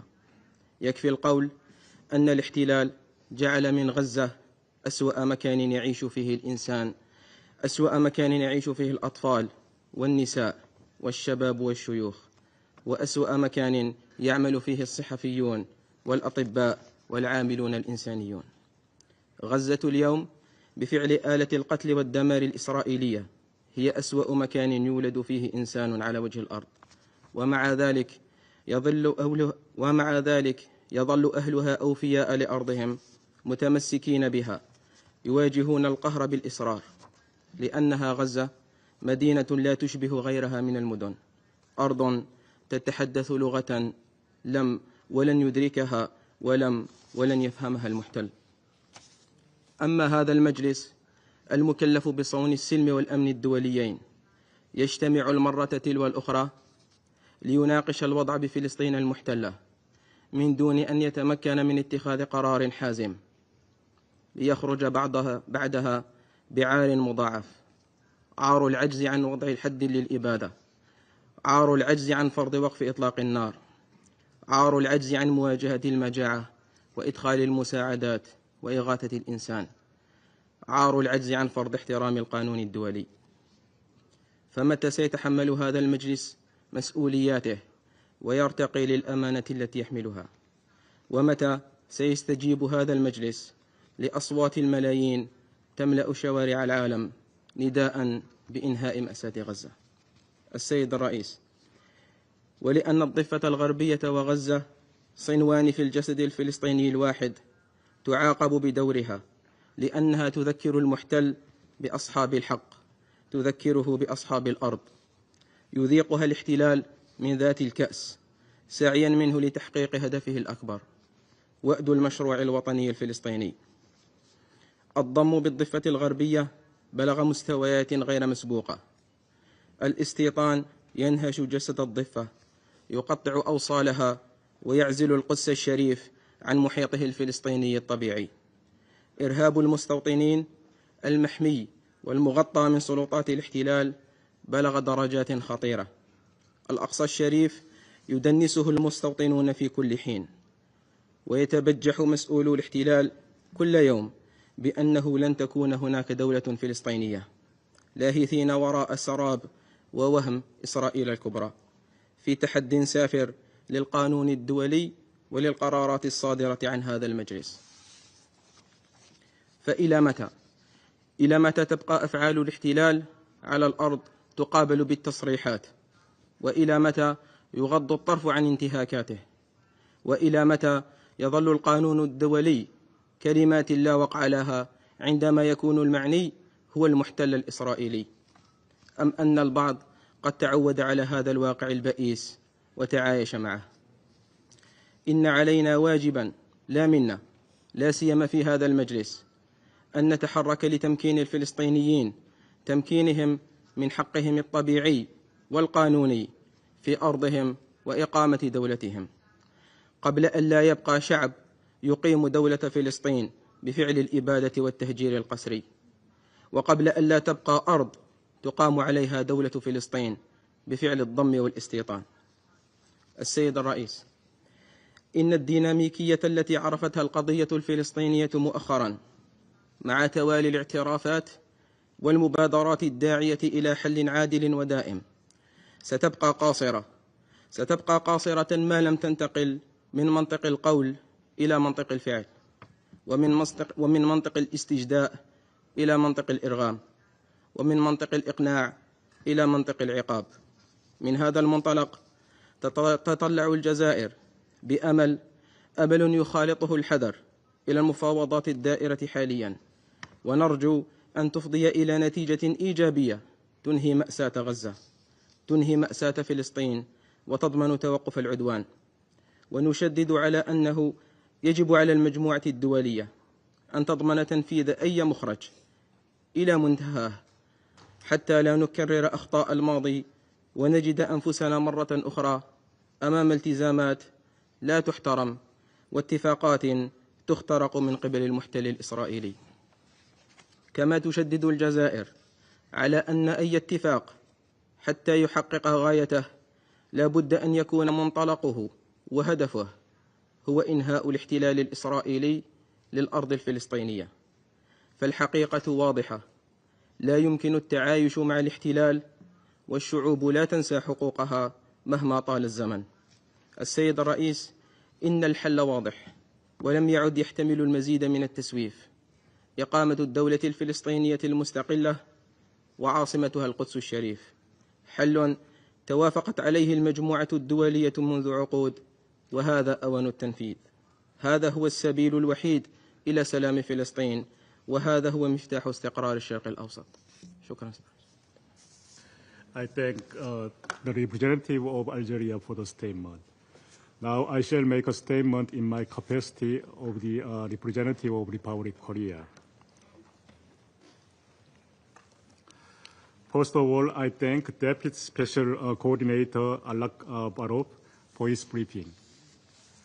We still remember the horror that shocked the whole world on October 7th, 2023. One peaceful Saturday morning in southern Israel was marked by one of the most horrific terrorist attacks in modern history. The Republic of Korea reiterates its condemnation on attacks by Hamas against Israel. Israel has the right to protect itself and its citizens. However, this right must be carried out in accordance with international humanitarian law, including principles of proportionality, distinction, and precaution. Civilians, notably including children, aid workers, journalists, and medical personnel, must all be protected. The Republic of Korea remains deeply concerned that for the last 2 years, these fundamental principles have not been adequately observed in this war, and urges parties to this conflict to strictly abide by their obligations under the international law. We are dismayed by the ongoing expansion of Israel's ground operation in Gaza City and repeated evacuation orders. We are particularly concerned by the repetitive strikes against hospitals in Gaza. Earlier this month, by participating as co-pen holders and voting in favor of the E10 draft resolution on the humanitarian situation in Gaza, the Republic of Korea called with the vast majority of the international community for an immediate ceasefire, release of all hostages, and an urgent surge of humanitarian aid in Gaza. Despite the E10 initiative failing, we still remain hopeful that the negotiations can come closer to securing a ceasefire and the release of hostages through the selfless mediation effort by the U.S., Qatar, and Egypt. We call on all parties to prioritize the immense suffering of both Palestinian civilians and Israeli hostages in Gaza, and faithfully engaged with mediators. Turning to the worsening situation in the West Bank, the Republic of Korea reiterates its position as affirmed in Resolution 2334. The establishment of the settlement in the occupied Palestinian territory has no legal validity and constitute a flagrant violation under international law. We are also alarmed by the repetitive rhetoric made by Israel's senior officials, clearly rejecting the guiding vision of the two-state solution, the common aspirations shared by both regional countries and the overwhelming majority of the international community.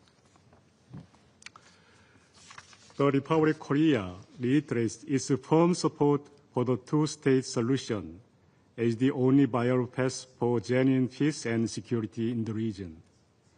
We note the Palestinian Authority's remark delivered last week at the General Assembly, reaffirming its commitment to the two-state solution and living side by side in peace with its neighbor. We call on Israel to do the same. Thus, we urge Israel, as provided in Resolution 2334, to cease all settlement activities in the occupied Palestinian territory and to divert its direction to peace and coexistence. We support a revitalized and reformed Palestinian Authority as the sole legitimate representative of Palestinian people both in West Bank and Gaza. We'll call for lifting all measures hampering the economic viability of the PA, including withholding clearance revenues. Resolution 2334, adopted 9 years ago, remains a true cornerstone document encompassing all key principles toward coexistence in dignity based on the two-state solution. We hope neighbors in the Middle East will recommit to peace, stability, and coexistence. Ending the war in Gaza will be certainly the meaningful step to achieve this goal. Thank you. I resume my function as President of the Council. The representative of the United States has asked for the floor to make a further statement. Thank you, Mr. President. Several colleagues made reference to a purported genocide. The United States notes these allegations are categorically false, baseless, and fuel anti-Semitic hate and violence around the world. Even more disturbingly, one member state today made an allusion to the Holocaust. The United States underscores the offensive nature of these comments, which distort history and are a disgrace to all those who perished in the Holocaust and to all of the victims of Hamas's October 7th attack, which was itself the worst massacre of Jews since the horrors of the Holocaust. Thank you. I thank the representative of the United States for the statement. I now give the floor to a permanent observer of the Observer State of Palestine. Thank you, Mr. President. Mr. President, I want to welcome you to the United Nations and to extend to you and to your delegation my commitment and the commitment of my delegation to continue the close cooperation between our two sides. As we say in Arabic, ahlan wa sahlan, welcome. I also want to express our gratitude for the briefing of Mr. Ramiz Al-Akbarov, Deputy Special Coordinator, for reporting on the quarterly report of the Secretary General as was determined in Resolution 2334. Of course, that resolution is related to the illegality of settlement activities by the occupying power in the occupied land of the State of Palestine. And we are grateful to the Secretary General for continuing his reporting on quarterly basis as has been required by him in the Resolution 2334. Mr. President, Palestine will not disappear. But every day, children, women, men, entire families disappear. Communities are uprooted. Neighborhoods are turned to dust. Lives are shattered. Land is grabbed. Homes are demolished. This is the dark reality of life in Palestine under Israel's illegal occupation. We have a duty to bring this suffering to an end, collective duty, and to do it in a way that leads to an end of the occupation and conflict once and for all, so our people never experience such pain and loss again, and all peoples can live in peace and security. We have been confronted as a nation with the denial of our rights, with an attempt that continues to this day to push us out of geography and history, to deny our existence, our belonging to the land, our rights as human beings and as a people. All peoples are endowed with a certain rights, known as inalienable rights, and our people are not less worthy and are not less entitled to them. The Palestinian people have a right to life, to liberty, to security, and to dignity.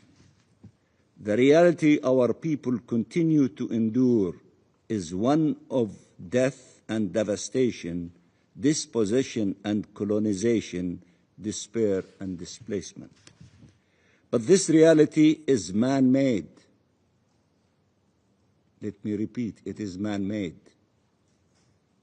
Occupation-made. It is neither their fate nor a fatality. It can be unmade. We hope and pray and work relentlessly for an end of the genocide today. And that is the most sacred goal, given the horrors every day brings upon 2 million people. But tomorrow matters as well.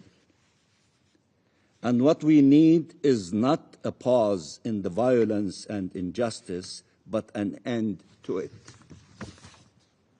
Violence is an impasse. It must not be fueled nor tolerated. It must be stopped. And we will not relent in our rejection of violence against civilians, Palestinians and Israelis. This is a legal, political, moral principle we will not abandon. Likewise, injustice must never be justified or shielded by anyone under any circumstances. It should never be justified. It must be brought to an end. Mr. President, Palestine is committed to peace. We are the ones who need it most in the midst of these unimaginable horrors. And peace needs to be a shared objective to become a shared reality. We are translating that commitment to peace in our actions every day. In the face of unhinged Israeli militarism, Palestine has chosen pacifism. Our part of the world does not need more death and destruction. It needs peace. Freedom will lead to peace, and peace will lead to shared security and prosperity. This is the path we must embark on. Had Resolution 2334 been implemented, had the ICJ advisory opinion on the illegality of the Israeli occupation of the West Bank, including East Jerusalem and the Gaza Strip, had been upheld, peace would be a reality today. Mr. President, over the course of the last week, the entire world rallied around clear objectives. It was a high-level week, mainly on Palestine. We thank the great majority of UN membership who made it so. We thank you all. You made history last week.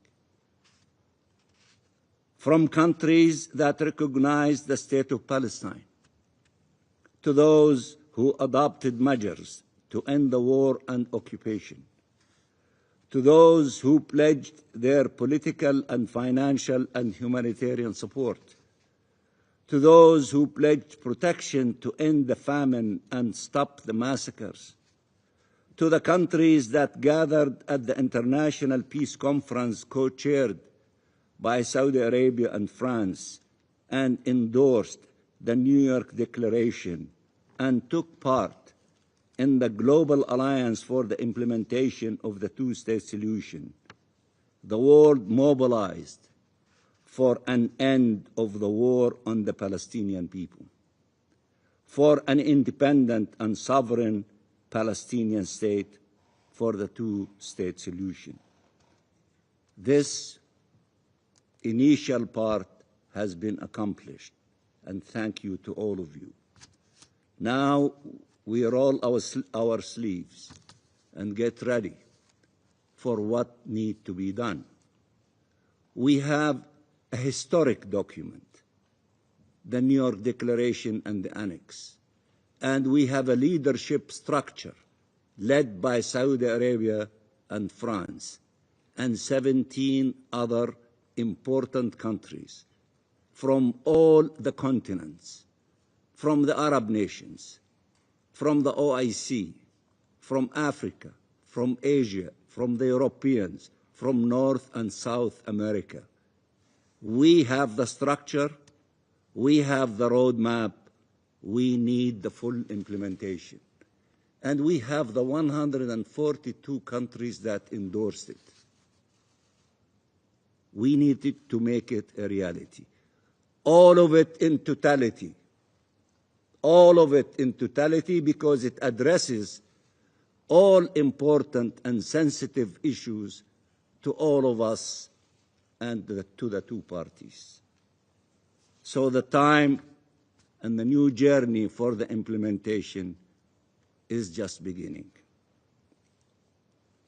The world mobilized for peace. President Trump assembled leaders from the region to push for an end of the war and to advance peace, to stop the bloodshed, to release the hostages and prisoners, to end the famine, to bring peace. President Trump also expressed clear rejection of annexation, which we welcome.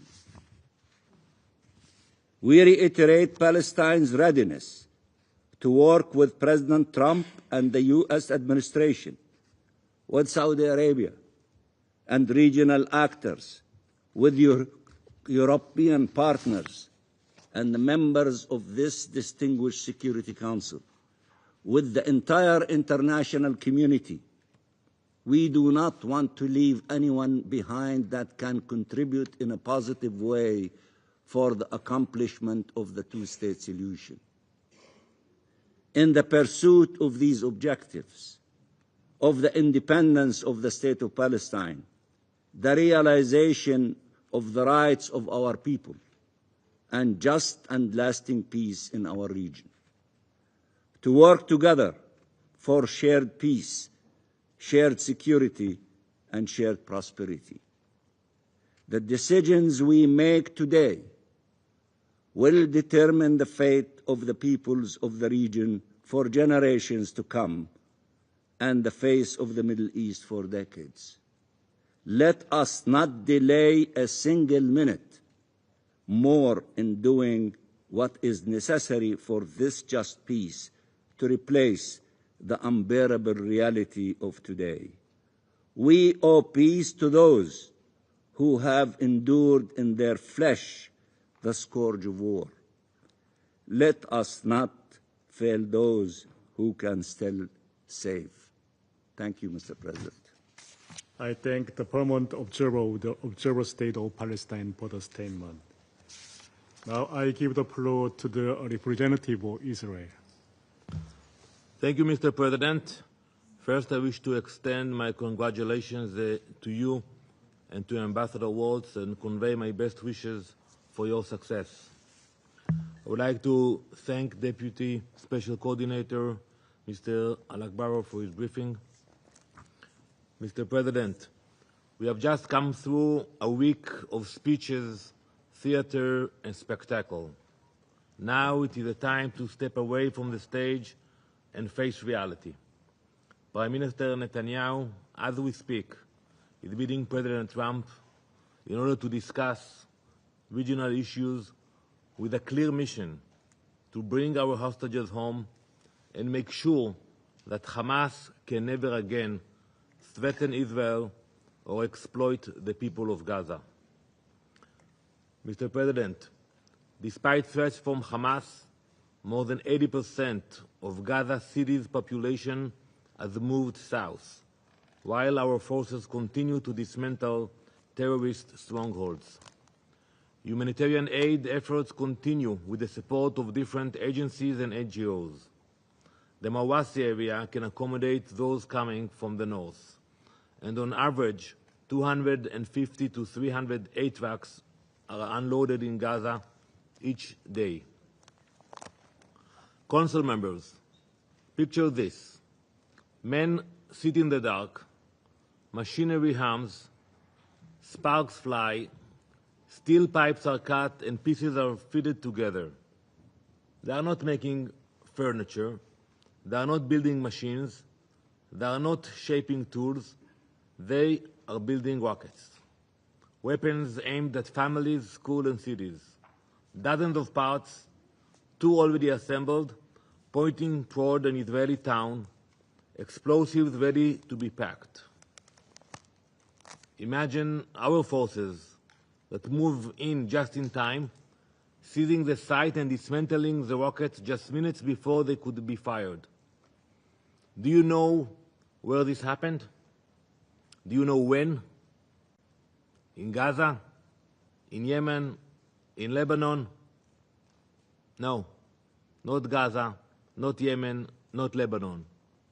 It happened in Judea and Samaria, just last week, in a village near Ramallah. Only days later, another rocket was found near Tulkarem, another city in Judea and Samaria. It was so unstable that bomb disposal teams had to neutralize it. Let me paint a clearer picture. That first workshop was only 12.5 miles from Jerusalem. That is about the same distance as from the Eiffel Tower to the Palace of Versailles. The rocket near Tulkarem was only about 15 miles from the city of Netanya on Israel's coast, a similar distance to that between central London and Heathrow Airport. These are not far-off threats. They are weapons built within minutes of Israeli towns and cities, hidden workshops of death right on our doorstep. The same methods began in Gaza 20 years ago. It started exactly like that. Small workshops turned out rockets, and many chose to look away. But we know what happened.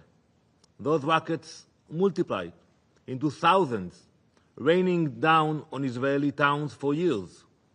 We have learned the cost of failing to eradicate terror immediately at its source. That same danger now rises in Judea and Samaria, workshops preparing rockets and weapons just miles from our cities. Council members, you can bury your head in the sand or you can confront it.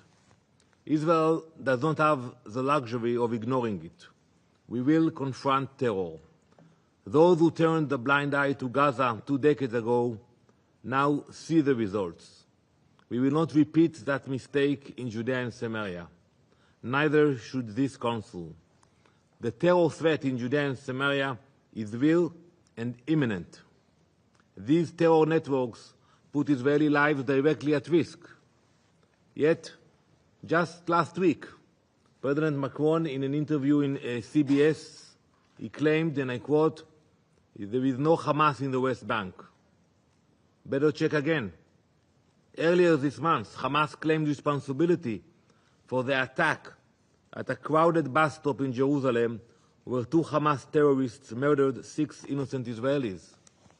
In June, our forces uncovered 2 major Hamas infrastructures in Hebron and Bethlehem.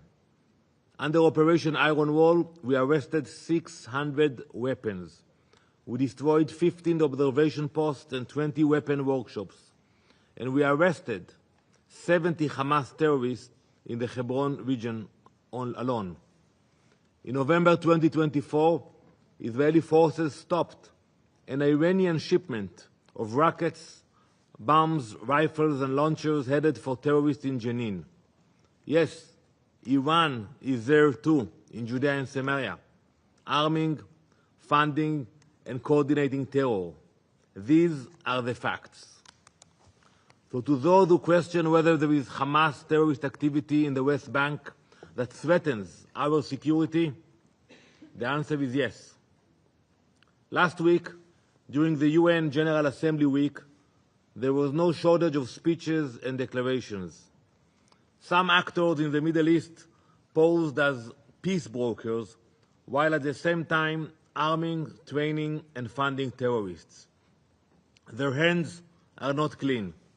They fuel instability, not peace.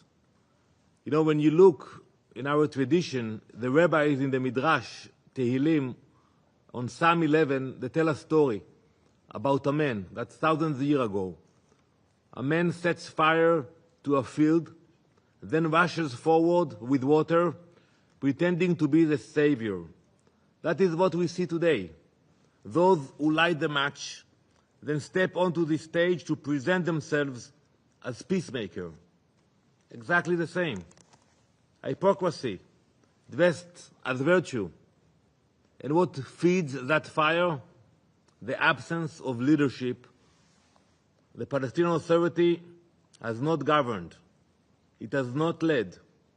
The Palestinian Authority has filled textbooks with hatred, glorified violence in public squares, and incentivized terror through its pay-to-slay policy.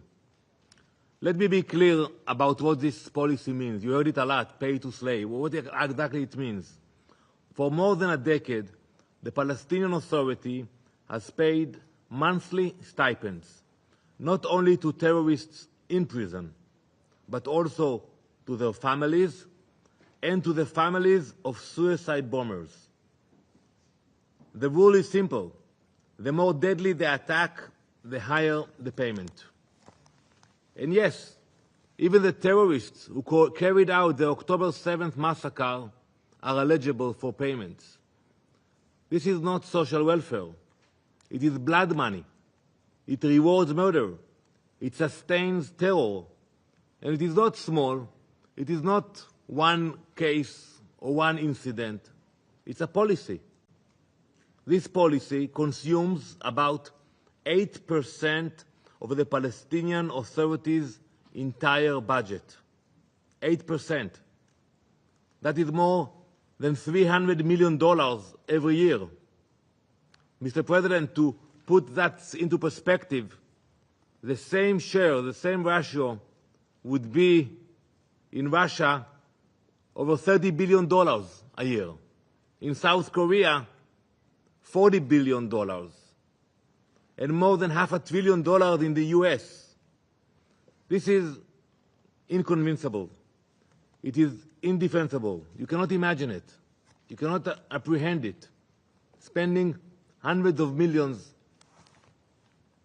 on this policy. This money should have gone to schools and hospitals. Instead, it goes to salaries for killers. Last week, in his message to the General Assembly, President Abbas claimed that this policy has been, and I quote, reformed. But this is the PA's pattern.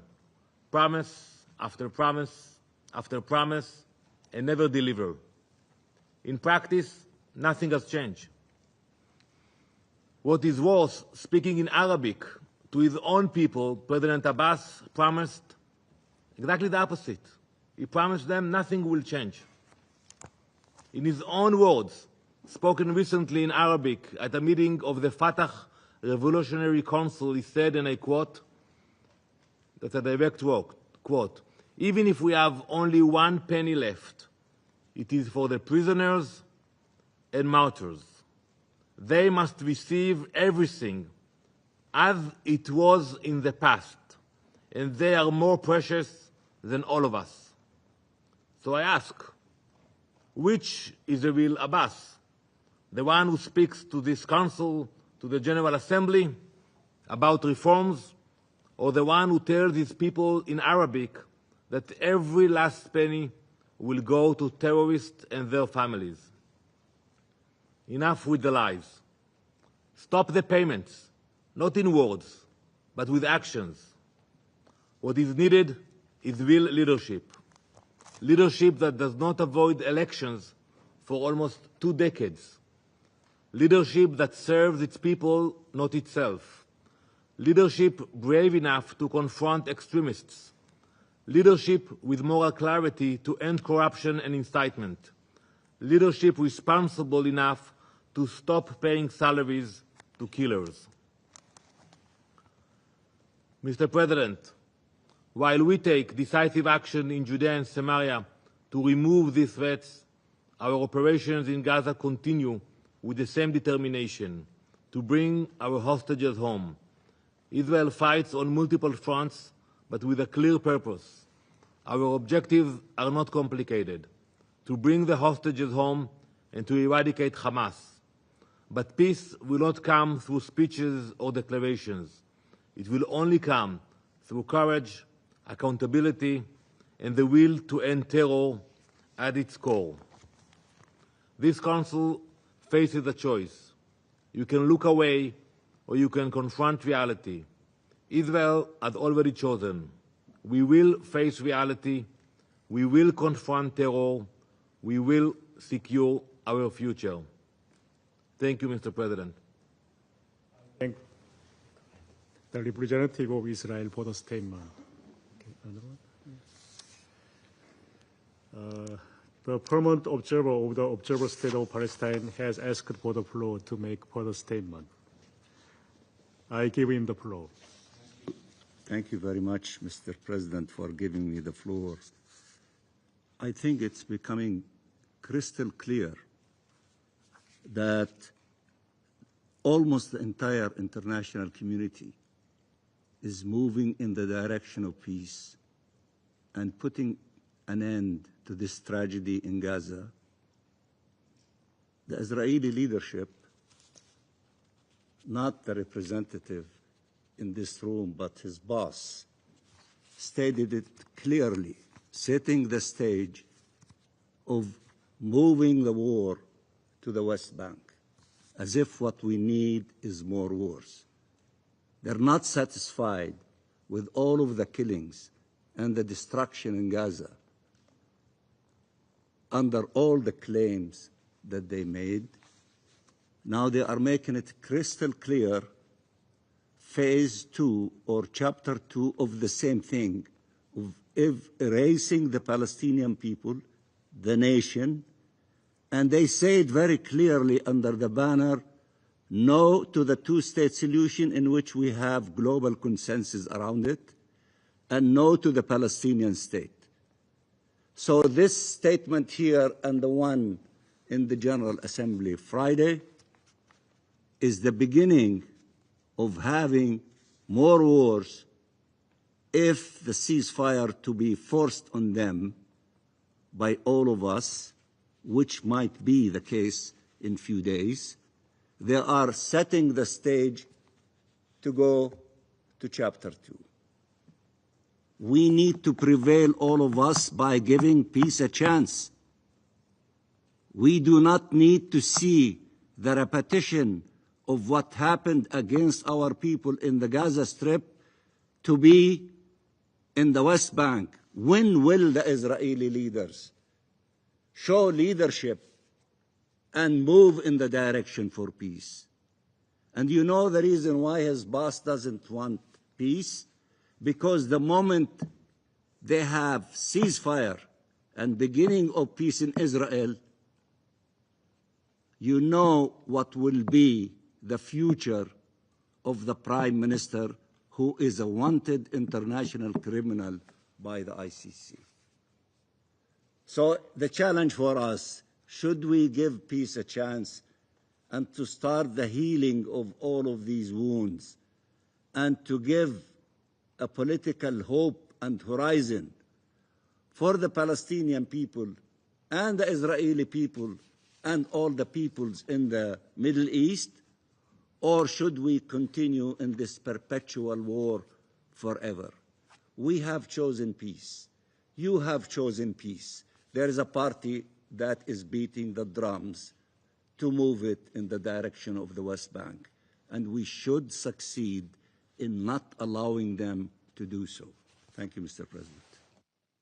I thank the permanent observer of the Observer State of Palestine for the statement. The representative of Israel has asked for the floor to make a further statement. Mr. President, as I said at the beginning of my speech, that Prime Minister Netanyahu is meeting as we speak with President Trump to discuss a ceasefire. And the negotiators are involved in that negotiations. But I haven't got an answer, Mr. Mansour. Will you stop the payment for terrorists who committed horrible crimes? Will you stop with that policy? You can say no, or you can say yes. And you referred about our activities in Judea and Samaria, and you are absolutely right.